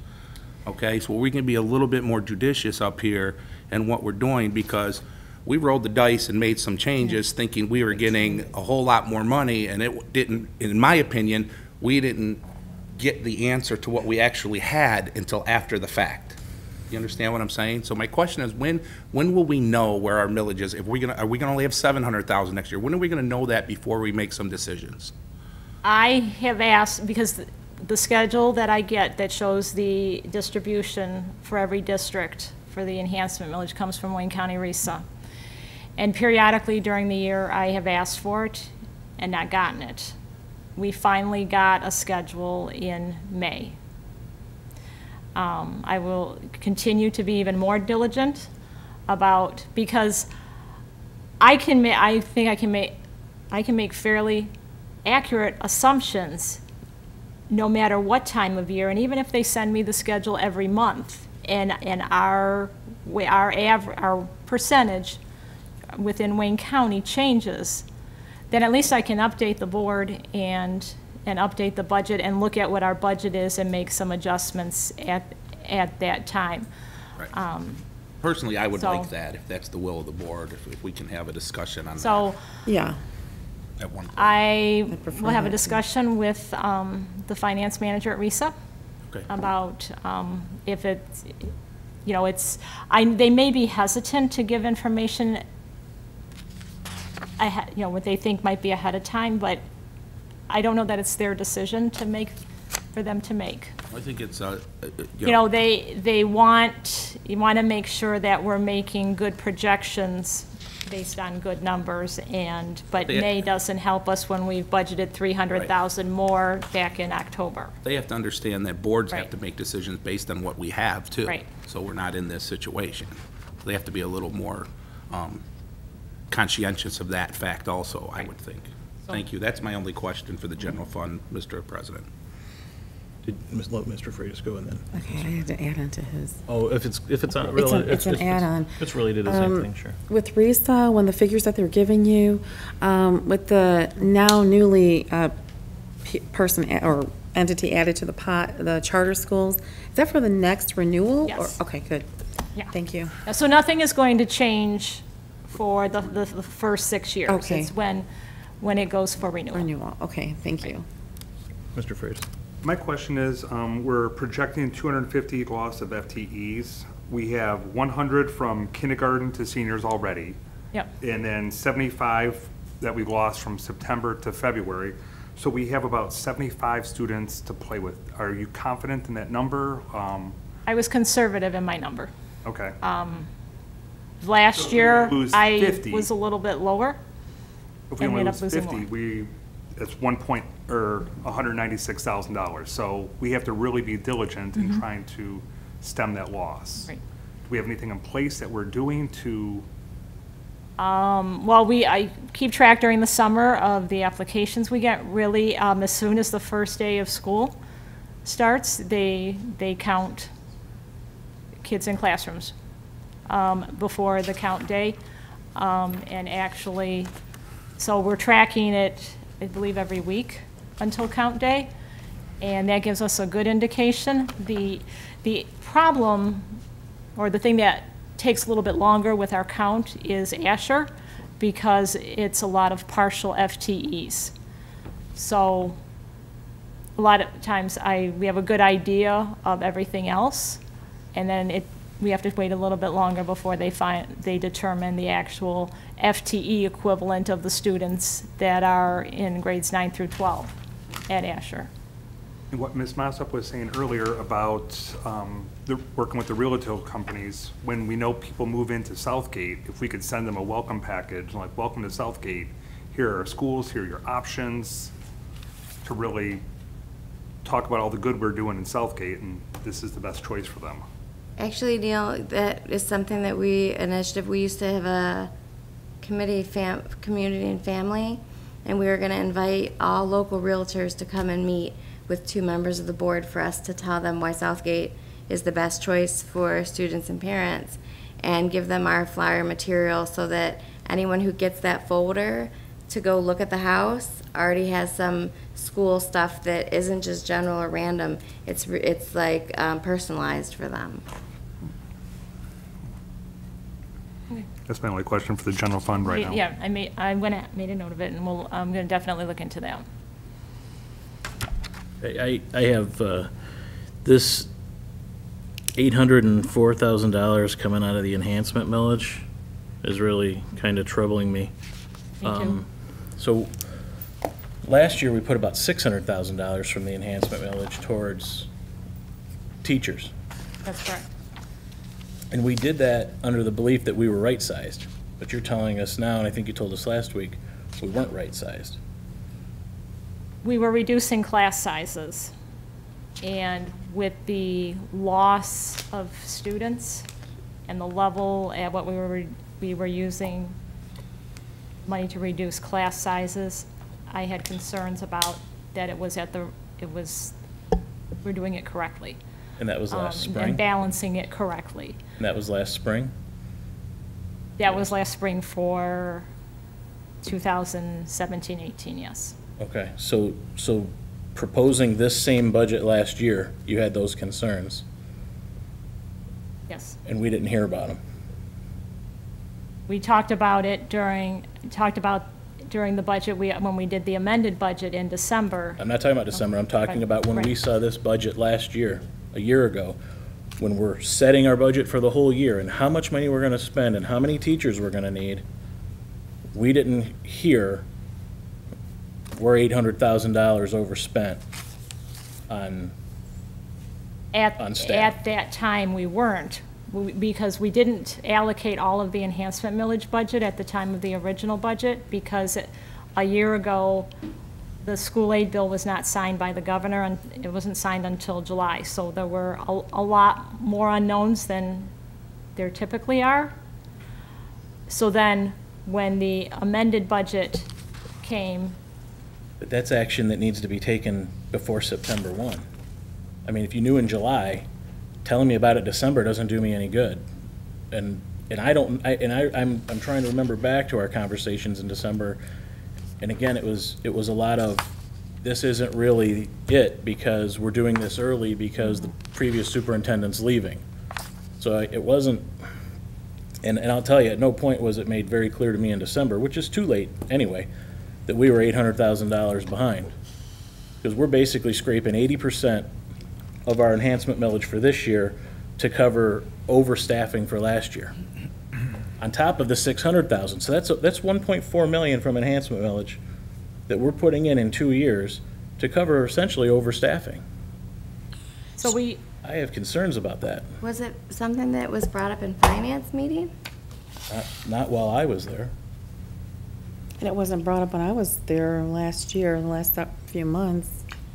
So one of the things that I have in my superintendent's update is the fact that, you know, when we lost about 275 students, it's really hard to say it's a 25-to-1 ratio and we can cut 12.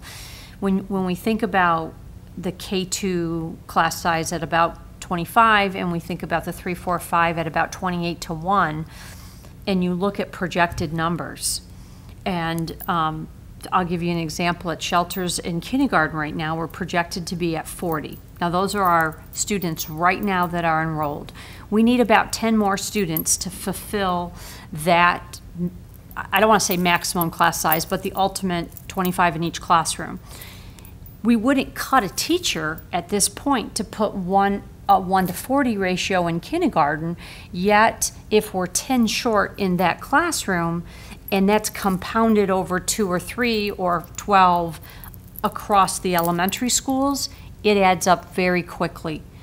What I would like to do on the next July 24th board meeting is to sort of show you what we're currently projected at, what the maximum class size would be, and how those numbers add up, and how we have to be very diligent. So we've already cut 2.7 teachers away from the elementary with what we hope is not a full loss of 140.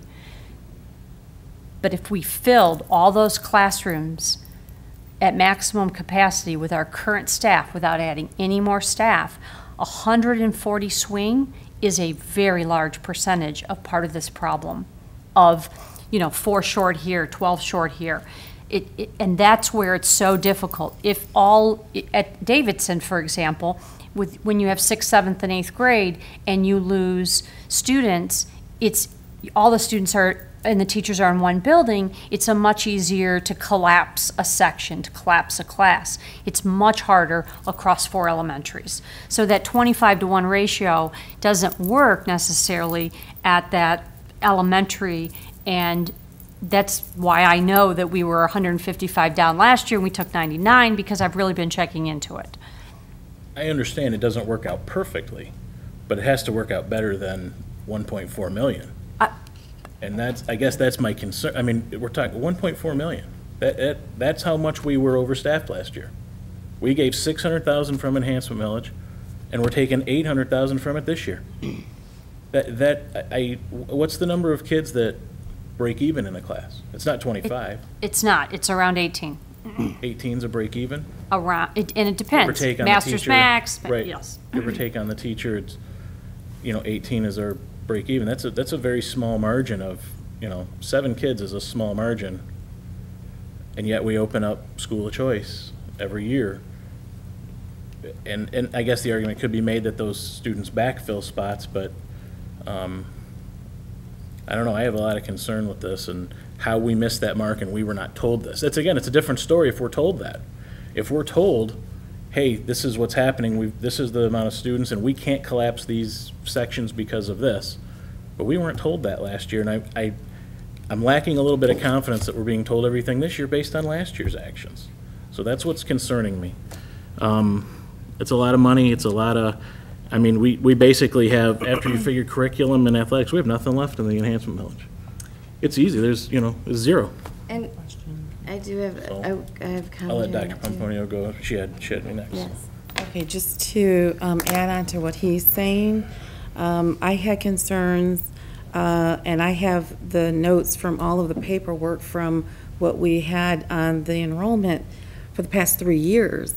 And I brought up at the time when we were talking about adding the additional teachers last year, and the former superintendent said to me in an open meeting, she doesn't know about any low enrollment, and this was told several times when I asked the question, and I've been tracking it and having the conversation in our committees, but also that was the superintendent goal because it was so much of a trend for the past 2 years. That was her goal to look at. So if we knew that back then, and that was a trend, and it's a desperate trend right now, at that same time, if you look at a year ago from today, we added those teachers, and then we also approved the budget. With you knowing this information just in May, we approved the curriculum and the maintenance and the athletic budget.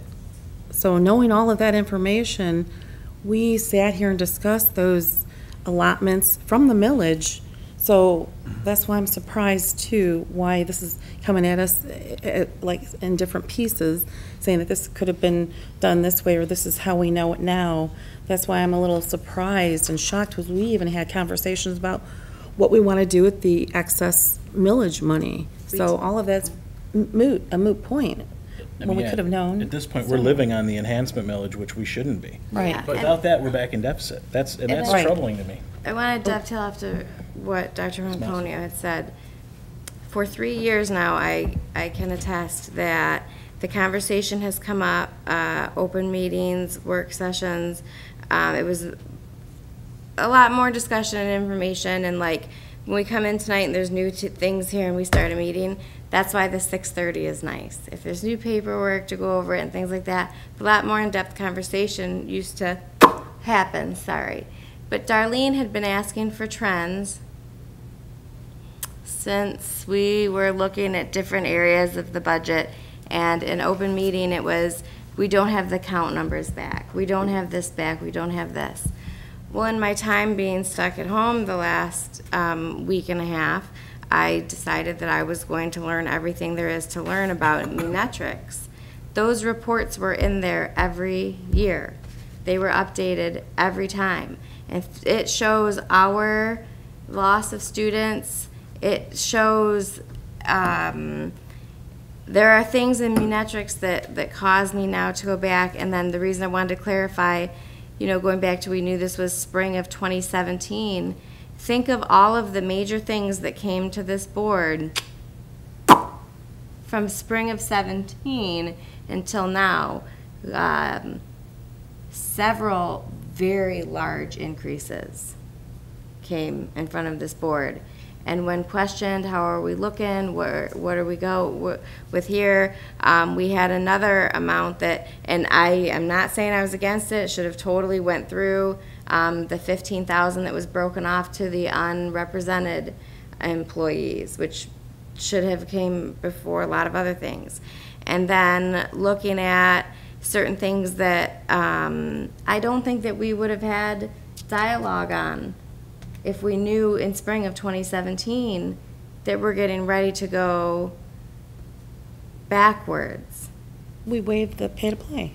So on top of everything, all of that combined. The concern that Jason has there too is, yes, we had like open discussions about how we made a little bit of money we made more off of the bonds. That bond time could have not come at a better time. It was profitable to us. We got a little bit of money coming back. There was an increase to when the millage went through. And we talked about all of these projects and what we can do. And now I'm hearing that 5% number again. And I'm just wondering if we need to do something to sit down and go back to this time of spring in 2017, look at our monthly reporting out, the questions that were asked and where we were. Because I'm with Jason. Like, this is, I don't want to use the proper word for it, but this is something that at the least should have been brought to Finance Committee before we made certain decisions that we made or that were under We're our operating vote on now. certain assumptions, and Yes, Right. yes. and those were not true. We're responsible for that. We're responsible for, But I'm going to This digress, budget. Mr. President, if I may. I mean, I'm going to digress a little bit here, and I have to say, I hear what everybody's saying, and I agree for the most part. But I think, I'm going to go back to what I asked before. I think the biggest issue here is coming back to tracking where our enrollment is and why we're losing people. It's hard to track the enrollment. We made assumptions based on $1.4 million. If we go back and look at the meeting a year ago, that was the assumption we made. Yes, we were told that $600,000 was going to teachers. We were told that at the time, and we were told it was needed at the time. Now, whether it's needed at the time, maybe it was last year, it might not be now. But the biggest thing comes back to the enrollment and losing the millage money. And look, we thought we had this, we spent this, and we ended up having this. And that's where the big problem is. And that's what we need to get a grasp on sooner. I think that's the root of this problem, in my opinion. We need to get that sooner. We can't get it at the last minute and make decisions, because we're making decisions based on this, and we end up having this. And that becomes a huge problem. And we knew, like, one year we knew a big loss to Riverview was this clutch time, the something to February that we just spoke of, because Riverview's cut scores were different than ours. And we knew where we lost the kids and why we lost them. And then with the busing, there was a little interruption, and then this, and then this. But if we could have had that, it was readily available. And, you know, I never went in and investigated and did all the work because of all the other stuff going on, but the projection was asked for. So now what does the board do to go back and review from spring until now, decisions that we'd made when the question was asked and answered under a different assumption? I think those are things we need to discuss in our work session coming up here in July. I agree. yeah. I agree. I would just like to follow up. For the original budget, because we didn't know a lot of things, and we allocated about $600,000 for class size reduction, which was 1 teacher at the elementary, 2 at the middle school, and 3 at the high school. I think it was 1, and No. 2 at the elementary, 1 at the middle No. school, and 1 at the high school, I thought. No, If you look at the amended budget, it's 1, 2, and 3. 1, 2, and 3. right. So that was presented with a projected increase in fund balance of approximately $138,000 without having any additional allocations for the enhancement millage money at that time, because nothing had been decided at the state level. When we had the information, when we had the student count, I was directed to continue with proposing the expenditures for the plan for the enhancement millage and keeping the teachers under there and not having additional staffing reductions. And that was presented to the board and approved. You were directed by who? Superintendent. You have that in writing? No, I do not. You don't have it in writing? And that, from this point forward, will change. I hear that every time. Any other questions or comments on the general fund? I just have one because I have to follow it up from yours. At any point were you told to, I'm not saying covered up or conspiracy theory, but at any point were you told to keep the idea of us going backwards low level? No, that was the reason the budget was also presented by the prior superintendent. So we presented what we did in the budget based on directions from the superintendent and while she was still here. And if the board didn't agree with it, she would have been here at the time. And we move forward. I just want to make a comment that the last superintendent that we had, we gave you a direction to, if there was anything that you needed to tell the board, to go directly to the board so that we don't have any mistakes like this happen again. And here we are again with another superintendent and more things we have to pick up the pieces for and follow up on. Appropriate conversation for our work session, I think. Not mispointed, but I understand. Thank you. Okay, we'll move on to special education. Food Any service? questions? No, it's next. It's Okay. coming up. Okay. So any comments, questions on special education fund revenue One, expenditures? are we out from underneath, and what are we spending or looking at in the upcoming school year on that Act 18 violation? So, may I answer? Go ahead. So the penalty is going to be a carryover, basically, of the program that was started in, with the social work and looking at social and emotional learning. So we've submitted that to Wayne Risa, which will then send it to the state for approval. So the fees have been paid? So the penalty, well, it just came out on Friday, so it's 15%, which is estimated at around $230,000. That's the penalty for the coordinated early intervening services, what the full term is. So that penalty is actually not part of Beacon. It's part of the general fund. Right? Because, right. And then, how much, according to what the findings were and what we went through, did we get the, has the board ever seen what they established that we have to do? They should have sent out a recommendation after findings. I don't know. Yeah, we got the recommendation. We did that. There was a plan that Okay, was 'cause submitted. I could go back and Yeah. find that. Did we make an estimate of what that will cost to implement and keep that going for the year? So we had, with our plan, it was an approximate cost of $230,000. So that's how much the plan will cost for the extent of 18-19 school year? Yes. And then how long do we have to continue with that before we're re-reviewed?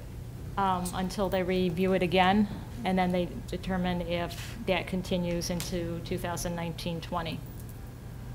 And was there any other original fine other than that? No, we're No. just disproportionate with African Americans with the CI endorsement, and Yes. unfortunately, those students are well, fortunately, they have been diagnosed and are cognitively impaired, and they continue to be in our district, and we've looked at their files, and they truly are cognitively impaired. The state is looking at moving the disproportionality penalty from districts to the county level, so it'll be looked at a county level supposedly in 1920. So we hopefully will not get the penalty again because it'll be Wayne County will be looked at. Stress timer. I guess maybe my question here had to do, was perhaps in general fund, if you'll forgive me, I'm looking at the one maybe good news in this report is the dropout recovery of the section 23A. Mm-hmm. And that's a great number.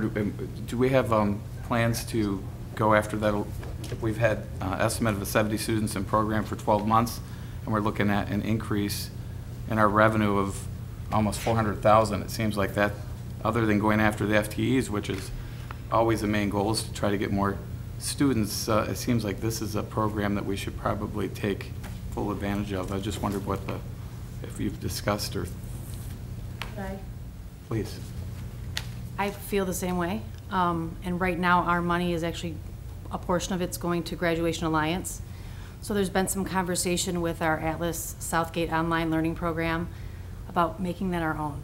So how could we offer those same kinds of services where we keep those monies? So just catch me up. So Graduation Alliance is currently the administrator of that program. Correct. And you're suggesting that we make that program our own? Got it. Yes. So the contract was signed in December and will expire this December. Great, thank you. Any other questions, comments about the special education fund? I have a question I wrote down on this sheet, but I don't know that it specifically had to do with this. One of the comments was made about FMLA being one of the contributing factors to cost, as far as the personnel cost. But in my reading of FMLA, I don't see where it says anything about being paid. I don't know if this is a Jerry question or. We are required to continue paying their insurance premium during FMLA. We do require, as per our current board policies, and unless they change, we require employees to use up their sick days or and personal business days, any paid time they have while they're on FMLA. So they eat up their banks first, and Yes. then once their banks are empty, then they're without pay. Correct. Okay. And so I guess the issues that we're running into is that most of these people have a bank significant enough to take them past them through the 12 weeks. Now, after the 12 weeks, we're not required to maintain their employment anymore. Is that correct? We have contractually, the majority of the 8 contracts we have, if they have a doctor's note, if it's a medical reason, the requirement is to keep them employed for a full calendar year from the date that they run out of sick days. Not from the time the incident starts, but from the time they run From out the of time sick days. from the time that they quit getting paid. Okay. And those are contracts that are up for negotiation right now? Yes. I think that was maybe more general to all of the, I wrote it on the sheet, but I don't know that it had to do with So- specifically. When I did the final amended budget, I knew staff that was on FMLA and that had exhausted all their dates that they would be paid, so I adjusted the cost down for certain salaries. So that's what resulted in a lower cost ending in 17, 18. But I bought, to start with for 18, 19, I brought the staffing up to full level. Right, you And gotta we'll start over. proceed- see Yeah, you how gotta things start go. over at normal. Okay. Okay, next one's food service fund. Any questions or comments about food service fund? Dr. Pomponio? Thank you.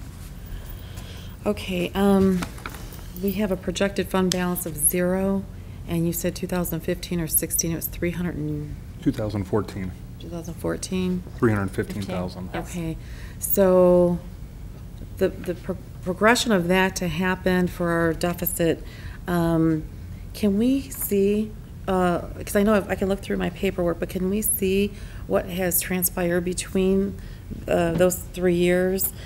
Because the expenditures, you said that are labor, we have the same staff though, haven't we? So I do have a 5-year history of certain key items in the budget. You can't say that if you can make Yeah, it. I know.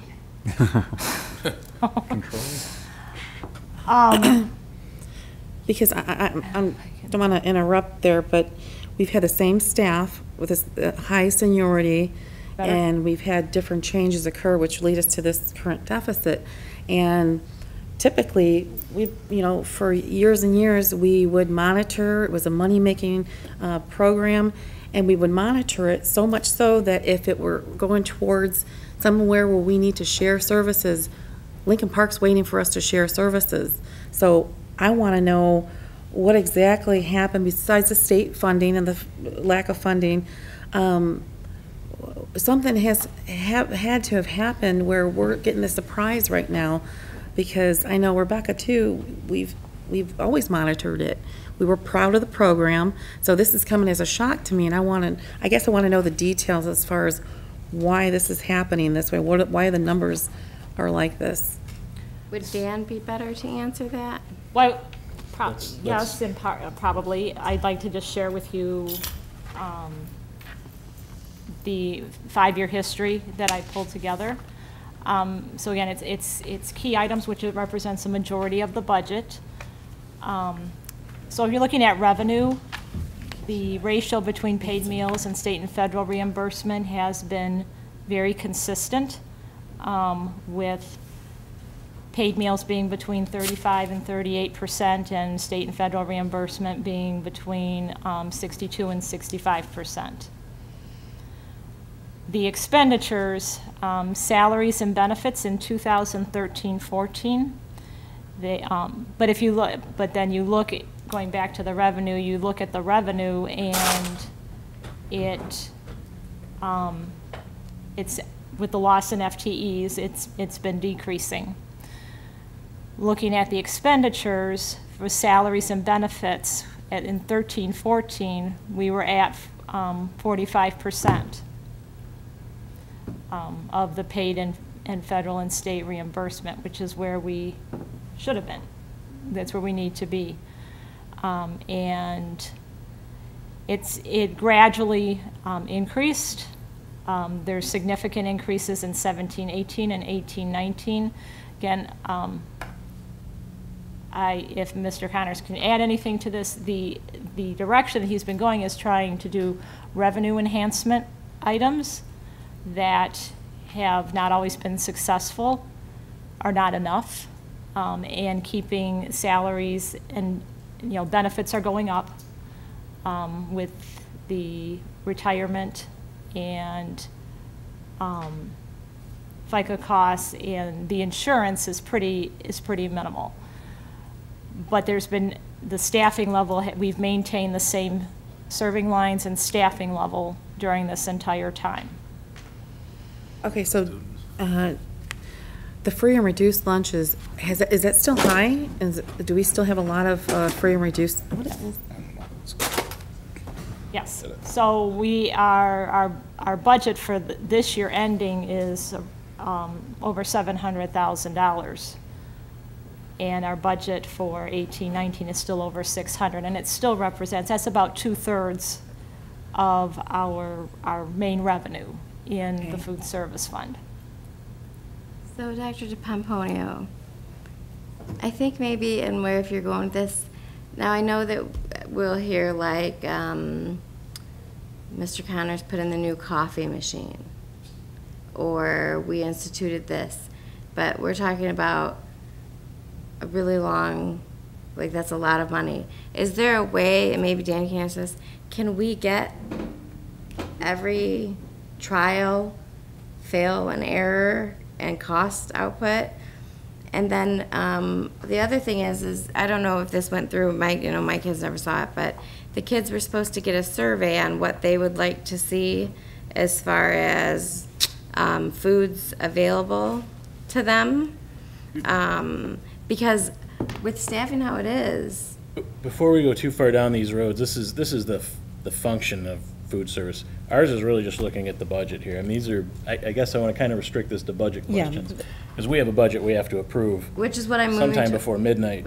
And we're getting into I the weeds apologize on, for being concerned. No, it's just we're getting into the weeds on operations, which is not really what our It's not function is. operations, it's spending. So what I was talking to her about was I'm trying to get a hold over how this turned, so I was asking about the funding for the. Right, your question was That. pointed as to how did this trend happen, and it relates to the budget, but Right. as to what it's being spent on as far as and plans for enhancing that, that's an administrative function for the administration of that. Right. If we can't afford to service. lose an employee is what I'm saying, then we are not overstaffed.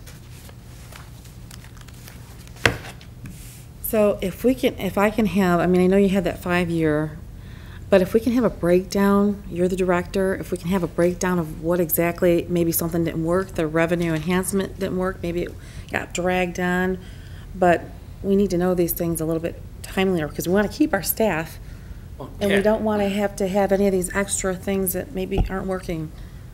When I was here in November, the concern was food cost and the equipment. The food cost mainly because of the loss of students, Oh, speaking in the microphone? Oh, I'm sorry. We can't hear you. The loss of students has continuously happened between this past year and the year before, it's roughly 600 students that we lost. In the 4 years I've been here, it's been over 1,000, which dramatically impacts the food service. So every time that revenue goes down, all my costs go up in percentages. So maintaining the staff, same staff all the way through, has eaten up the fund balance.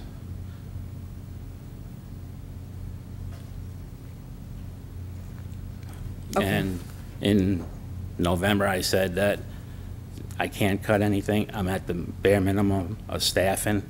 The only way to do it is to cut lines. And then we were getting kids that weren't eating, or we were running out of food. It's a continuous complaint. So I don't know if that food that's being ordered, if you're saying that we're ordering too much food and then we're seeing a dip in the kids, but every year it's consistent, particularly at the high school, but more now at the junior high, I would say, where the kids don't get food. They run out of food. I've never heard that. I've never known that to ever happen. There's I've always never something heard. available for the students. Okay. Might not be exactly what they wanted. Okay, thank you. That's all the questions I have. So Dan, did your questionnaire go out to the kids? This year, I did not put one out. Okay. Last year, I met with the student councils at the high school. And I plan on doing that again this coming year. Thank you. Teresa, the question I had here is the $173,000 deficit that you're looking at, that's inclusive of what we should have expected to get reimbursed into the general fund from food service. That's correct. And that does not include the amount that we didn't get the year we're currently in. That's correct. It doesn't include that, right? That's correct. So I mean, if we were to include that amount that we really expected, we're probably talking another $100,000 here. Well, realistically, you'd pull about the 80,000 out, and we took Right. about 15. So another 70 to Another 75,000. Another That's 65 or correct. 70,000 we could add on to this as an operating deficit. Yes. Okay. As it is right now, next year, we would have to put $110,000 in from our millage budget to offset that, to balance it out at zero, right? Or correct? No, that's, No. we're not getting the 78, and we're basically putting about 94 in to subsidize it. Well, we're not, the general fund is not subsidizing this deficit at this point. Can we? Yes. If we do a transfer to eliminate this deficit, it's a permanent transfer. The general fund will never get that back. Yeah, you don't And get where to. what our concerns with our fund balance and our budget, this is a self-sustaining fund. So how does it And continue The goal on? is to get That's not it back self-sustaining. there. So how does it continue on? So the goal is to turn it around within this year. Yeah. Any other questions for food service? Mr. Connors, are you working up a plan based on I've been this? working with Teresa, yes. Okay, okay, thank you. Mr. President. So, Mr. Connors, are you, Teresa, Mr. I'm just trying, are you all meeting together? Where's this plan? When is this coming to fruition? I mean, I know we have to approve a proposed budget that's gonna change at some point, but, you know, is this coming soon? I heard Mr. Gadney said he had a plan or an idea of $50-some-odd thousand. Are you involved in all this, or are you out of the loop, or is this all together? Coming from the employees, the savings you are. Ma'am, I'm sorry, I'm sorry. You will have an opportunity to speak on this, but just not yet, okay? So Teresa, that's just my question. to Okay, you, Dan. so the plan that they proposed was sent to Mr. Moran after our last negotiating meeting, and we've all reviewed it. I did pass it along to Mr. Connors to look at it. We do have some notes to follow up, and our next negotiating meeting is this Thursday. So these numbers can change. Absolutely. Okay. They have to. I mean, they have to, I know they have did, to, but right. there's I know they have to. Right. I didn't mean that, but there's some plans in motion to hopefully work through We this have, somehow. we have actively started with a Okay. corrective action plan Okay, from all sides. thank you. So the auditors concern, you can carry that negative balance and just get, would you say a compliance finding, but it's not, If we continue to budget a deficit, so if our Yeah. final amended budget for food service next spring still shows a deficit, it will be a compliance finding for the Okay. district. thank you. So right now, for June of 2018, even though they will look at this budget, is Right. because it's part of their subsequent But they're event not auditing it. procedures, it's not a finding. They will evaluate the dollar amount, and it may appear as a comment in the letter to the board. But no compliance finding? But no unless it compliance carries. finding at this point in time, no. Thank you. Look, and understand, we haven't properly assessed an indirect cost to this fund, okay? We just take a random number and say 78,000 or 80,000, but that's not necessarily an accurate representation of the indirect cost of overhead of the superintendent's time, of the HR director's time, of the business manager's time. So that's just a random stab that we take, and we didn't get that last year. So in a sense, the general fund subsidized this $60-some thousand last year, and we're gonna be subsidizing another 78 this year. Not in direct money necessarily, but in staffing time and yeah. I mean, we provide an office for their director, and the computer and the phone and none of that's accounted for. So just understand that there is some subsidy there, even though it's not written down directly on the paper. It is, general fund is subsidizing this. And I hope that's something we can turn around, because that's a very concerning thing to me again. So, Thank you. any other questions, comments about food service fund? Thank you. Okay, thank you, Mr. Connors. Next one is community service fund. Questions or comments? No? Somewhere in here is the preschool. I know you probably said it, and I was writing notes, I think, but The preschool right now is still in the general fund, so it's under function code. so it's not in under these. It's not under the community service fund yet. Okay. I believe that it will be moved on with the first amended budget, but I want to make sure that their participation and their budget is stable. As, you know, it really turned around in 2017-18 within 1 year. I want to make sure that we're still on that track. Okay, because I guess, I think Dr. Pomponi asked this question, but, so I thought we had given direction to have it operate as a special revenue fund, but we didn't provide that direction? Well, the goal was that it wouldn't lose, it was losing just in direct costs, $154,000. So with the change. Direct costs. Right, with the changes in the program, that loss for budget purposes, and we'll see what, look at the actual as we're wrapping up the end of the year. For budget purposes, we were still looking at a loss of $10,000. So that was a significant improvement to the program. We still want to get it to a level where there's revenue in excess of expenditure, so that there's funds there that will help cover the indirect costs of the program. We're still 10,000 down on the direct cost. That's correct. So you're hoping to make that up? Yes. And plus. Yes. And cover some of the indirect costs? Okay. Any questions or comments about community service? Are we capped at the number that we're going to get the revenue from the? The indirect costs that we can, for accounting purposes, that we can transfer to the general fund from the special revenue funds, excluding Beacon, it's based on the district's unrestricted indirect cost rate.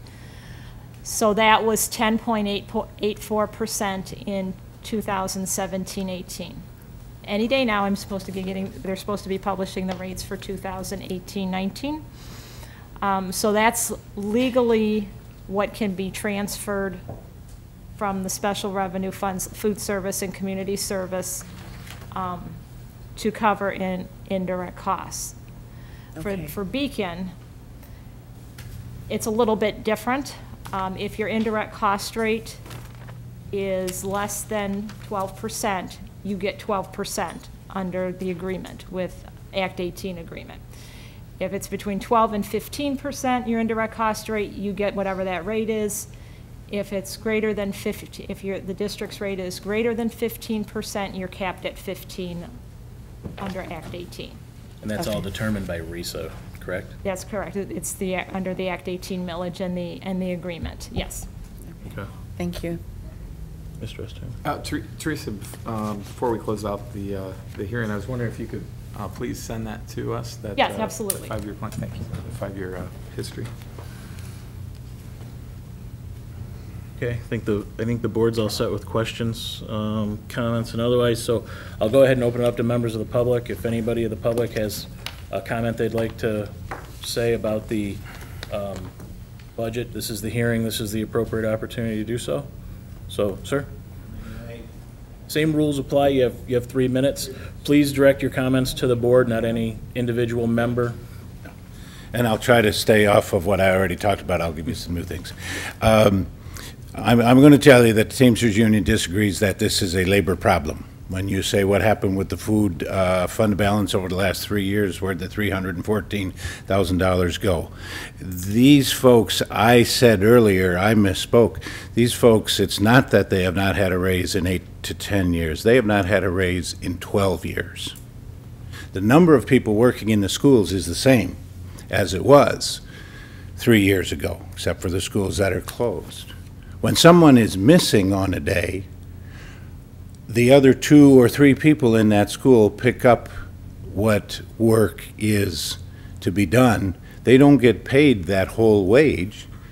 They get paid an hour or 2. So this is not a labor problem. 3 years ago, we bought an $80,000 computer system, which the employees tell me they are not happy with. But that's where 80,000 of the 314 went. We did a back of the envelope, sat down for a couple of hours with folks that work at this every day and found $54,000 in suggested savings. I'm going to stand here and tell you it's a great idea for every single one. Well, we found that in an afternoon. Multiply that by 3. You're at 150. You add the 80 for the computer, you're at 230. A refrigerator here, a freezer there where you really needed the refrigerator, but you bought a freezer, and that's where your $314,000 went. It is not the fault of these employees. We did our part this year, starting in the negotiations by trying to find savings, and we will stay with this project, as you suggested, until it's concluded. And I hope by the end of that process, maybe Gerald, by the beginning of school, we'll have better numbers for you. I do have that back of the envelope report, which I would be pleased to leave with you if you'd like.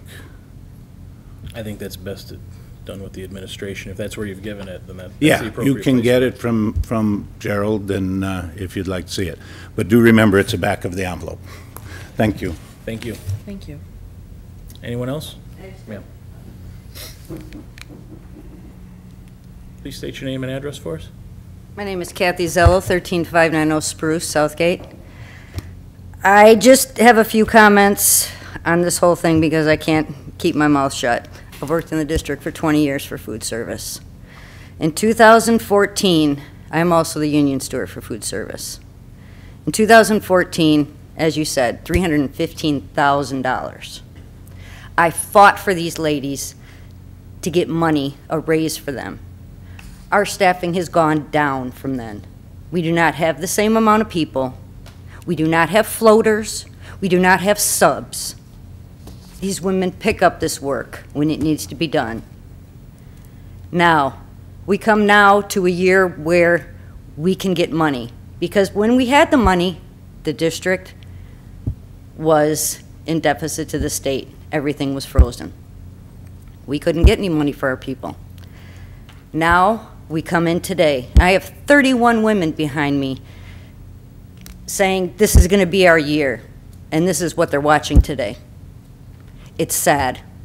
It is sad that in these 3 years, this is what it's come to, and this has happened in 3 years. When our former food service director left, we were not in deficit. We were not in deficit, but my ladies could not have a raise because the district was frozen. Now I have to go back and they're going to watch this. Labor costs, I am not going to go for that. We've been working our tails off without subs, without extra people, without pay. I need you guys to know this. Food cost, question, why is food cost supposed to be 40% of our budget, but all of a sudden it's 98%? Look at the choices that were made over the last couple years in our menus. They're expensive ones. We have been fighting this battle for the entire year, and we have made it known that we are spending way too much money. I guess it has come on deaf ears because nobody looked at what was being spent. And this is where we are now. And I am sad for these ladies that I represent. And that's all I got to say. Thank you. Thank you. Anyone else who'd like to speak tonight? Sir? I am Robert Hines. I live at 12055 Ford Line Street in Southgate. I have questions. One question is Lincoln Park runs our summer program, food program. Are we getting anything back from this?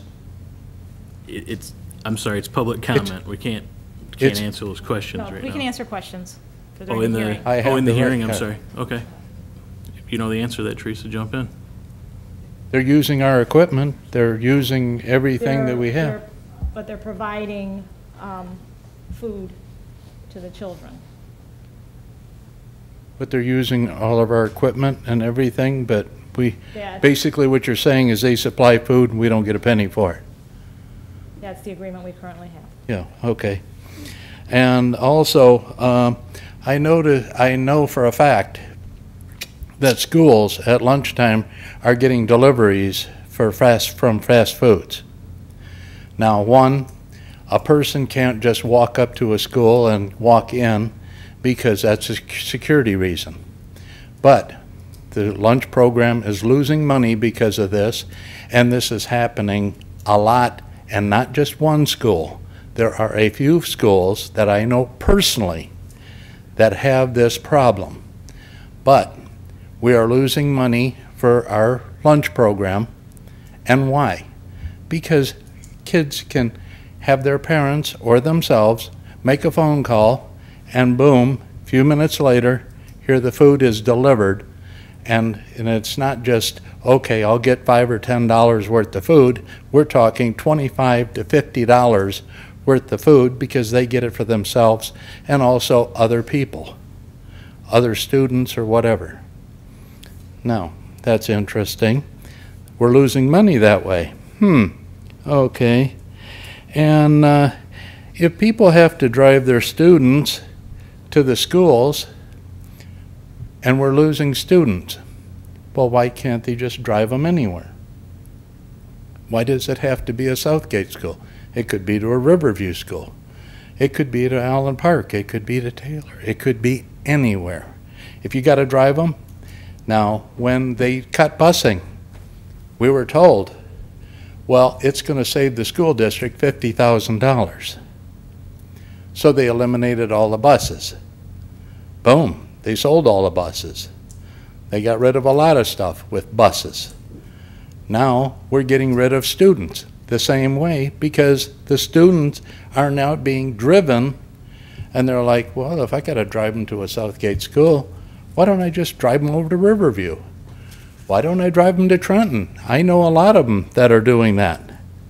Oh, well, heck, my kid can go anywhere they want because I have to drive them. And this is what a lot of the parents are saying. Another thing. And I know for a fact the Anderson School Store is open during lunch. Now I realize that this is a class. Now, they serve food. They sell food that is not on the agenda for the school district. They can buy pop there. They can buy numerous things there that isn't in the registration, or the government doesn't say you can have that. So the school store is open. School store stays open. We're losing money. Gee, I wonder where it's going. Very good question. Maybe everybody ought to ask themselves, what's wrong with that? Thank you very much. Anyone else who'd like to speak tonight? Okay. Seeing nobody else, we'll go ahead and close the public hearing. So the 2018-2019 budget hearing is officially closed. That rounds out our presentations for the night. Move on to committee reports. Well, let's see, we met Monday and we reviewed bylaws and a couple other sections. And we have another upcoming date, July 10th at, I believe it was 11:30. And that's it for, we're going to continue with 2 more appointments, 11:30. It's 11:30. 11, I think it's 11. 11. I'll let you know for sure, but I think it's 11. Thank you. Okay. Yeah. And Mr. Koopser is not here for a finance report. I don't think anybody's filling that in. Okay, so we'll move on to anti-bullying. As stated at the last meeting, we were waiting to wrap up all of end of year activities and graduation, so Darlene and I will get together this week and come up with our next meeting date. And just to add on to that, we talked about revising the incident reporting form. We're going to do that too. Yeah, we have a pretty big agenda for that meeting, so when are you available? Me? Yeah. You're more flexible now? Yeah, well, Friday, Saturdays, I usually am coaching. I'd say Monday, Tuesday, Wednesday, Thursday, anytime. Okay. Anytime, pretty much. I'll email you both and we'll choose a date, and then I'll send it on to be posted. Sounds good. Okay. Terrific. All right, on to reports. Finance report. Done and done. Nothing Call additional it today. done. All right. Curriculum report. I don't have one either. Oh. We love you. Mercy. Okay. Clean sweep. Superintendent's report. You give as well, okay. There goes the hat trick. I'm sure next meeting the reports will fill it back in. Again, citizens' comments. Any citizens who would like to speak tonight? Okay, everybody's wore out. Moves us on to the consent agenda, which only has one item that consists of the HR update. I'll entertain a motion for the consent agenda. Make a motion to approve the consent agenda as stated. Support. Motion by Dr. Pomponio, supported by Mr. Green. All in favor, please say aye. Aye. That is passed. Action item number 1, Anderson High School cross-country team overnight field trip. Who's presenting this item for us tonight? I am. You are being asked to approve an overnight trip request for Anderson Cross Country to attend camp from Monday, August 13th through Friday, August 17th, 2018. Okay. Any questions for Ms. Pastor? Okay, not seeing any. I'll entertain a motion on the action item. Mr. President, I'd like to make a motion to approve the August 2018 overnight trip request for the Anderson Cross Country Team Camp. Okay, I have a motion by Mr. Estheimer. Is there support? Support. Supported by Dr. Pomponio. Any discussion on the item? Okay, seeing none, I'll call for the vote. All in favor, say aye. Aye. That motion passes 6-0.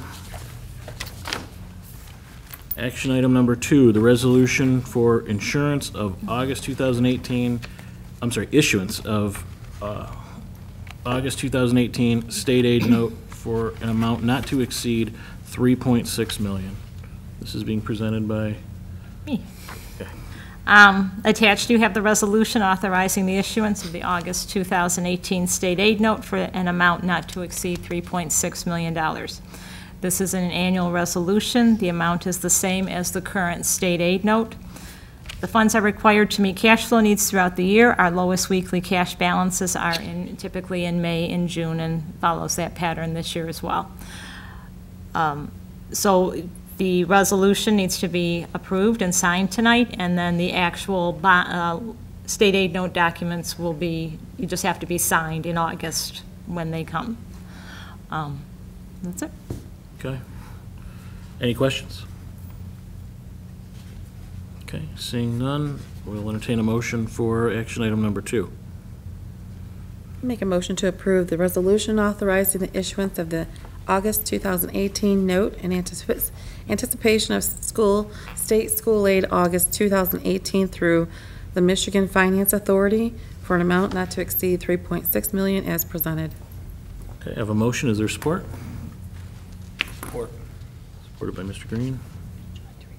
Any discussion on the item? Okay.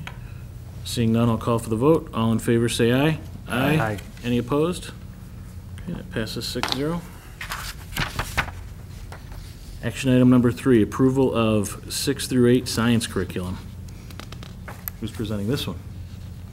I will. I would like to recommend the adoption of STEM Scope's online science curriculum for Davidson Middle School. This would be the first curriculum for 6th, 7th, and 8th grade science since 2002. The entire science department at Davidson spent hours comparing, reviewing, and piloting materials from different companies to make sure that this was the best choice. The cost proposal was reviewed during the June 22nd. Oh my gosh, Mr. Green. June 22nd, 2018 board meeting. The online license agreement is for a 6-year adoption. Any questions for staff? Yes. First of all, it's not my fault, but maybe it is. I'm assuming, I already know the answer, I'm pretty sure, but I just want to make sure for the viewing public, the $100,000 is coming out of the $200,000 from the millage fund that we've already approved, so they don't think we're spending even more money right now. That's correct. Thank you, Ms. Pastor. See, I did that without. Now I just stuttered. Okay. Any other questions for staff? Okay, seeing none, we'll bring the discussion back here, and I'll entertain a motion. Make a motion to approve the adoption of the STEM Scopes online science online licenses, 4 Chromebook carts, 7 teacher Chromebooks, and the cost of building our own science kits for up to $100,000 total to be purchased from the millage funds. And again, that's allotted for. Thank you. Okay, I have a motion. Is there support? Support. Supported by Mr. Estimer. Any discussion from the board? Okay, I'm just going to note that this was discussed, at our work agenda last meeting, and the points for its need are well documented, I think. So, Ms. Mossop, did you have something? I didn't want to cut you off. Okay. Okay, no other comments. Go ahead and call for the vote. All in favor, say aye. Aye. Any opposed? Okay, that passes 6-0. Congratulations to the curriculum department. Much needed. Okay, action item number 4, approval of the 2018-2019 original budgets for General Operating Fund, Special Education Center Program Fund, Food Service Fund, and Community Service Fund as presented in our hearing tonight. So, no need to restate it, right? It's already No. had that conversation. Okay. Mr. President, I make a Any motion. questions for staff? Sorry. No. Any questions for staff? I think we asked a lot of questions. All right, we did. We exhausted that. Mr. President, I make a motion to approve the 2018-19 original budgets for the General Operating Fund, Special Education Center Program Fund, Food Service Fund, and Community Service Fund as presented. Bam. Okay, I have a motion. Support. That's supported by Dr. Pomponio. Is there any discussion on the item?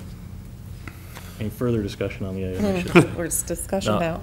I'm just going to go ahead and point out that while I don't altogether agree with everything that's been presented to us, we basically don't have a choice. This is something we have to approve before July 1st, and Or the district can't be funded. or we're in trouble. And so I have to support this and approve it, but I think there's still a lot of work to do on this to get it to a better situation. So, seeing no other, I'd like to mirror your thoughts thank you. for the record. Thank you. Me as well, just to note that. Appreciate it. Thank you. Okay. Any other discussion on this? Seeing none, I'll call for the vote. All in favor, say aye. Aye. Any opposed? Okay, that motion passes 6-0. And on to item number 5, which is the approval of early middle college Is that for the high school? That's for the high school, correct? Early middle college for the high school. So I would like to recommend the adoption of the following language for the early middle college opportunity. This was originally approved on Tuesday, March 27th of 2018. This language is required as part of the school state aid section 6.4M, which requires students must not be otherwise eligible for high school graduation to participate in a fifth year of high school, and that Section 3F of the Post-Secondary Enrollment Options Act and Section 3G of the Career and Technical Preparation Act. So basically, we have to say that they have to take a fifth-year math credit, and they will not approve our application without this language. So you need this language, is what you're We saying. do. And I want this program. I Okay. like this program. All right, any questions for staff? No? It was discussed already, so I think we're up to it. All right, I'll entertain a motion on the item. Mr. President, I make a motion to approve that the early middle college's opportunity for students require that students be enrolled in at least one high school course required for graduation, which must be a high school, I knew I was going to screw up, or dual enrollment math or math-related course. The options for students at Anderson High School for the fifth-year math course may include AP Calculus, Statistics, Pre-Calculus, Financial Wealth, Management, Accounting, and Entrepreneurship/Marketing. Okay, I have a motion. Is there support? Absolutely. Go ahead, go ahead. Oh, Mr. Estheimer jumped on that. I'm sorry, I got to give it That's to him. okay. All right, I have a motion and support. Is there any discussion among the board? Great program. Great program. I agree. Absolutely Great support it. program. A lot of good stuff here. Okay. Seeing that, I'll call for the vote. All in favor, say aye. Aye. Any opposed? Okay, that motion passes 6-0. Employee representatives, are there any employee representatives who would like to speak tonight? Seeing none, we're on to information and announcements from the board. Any information or announcements tonight?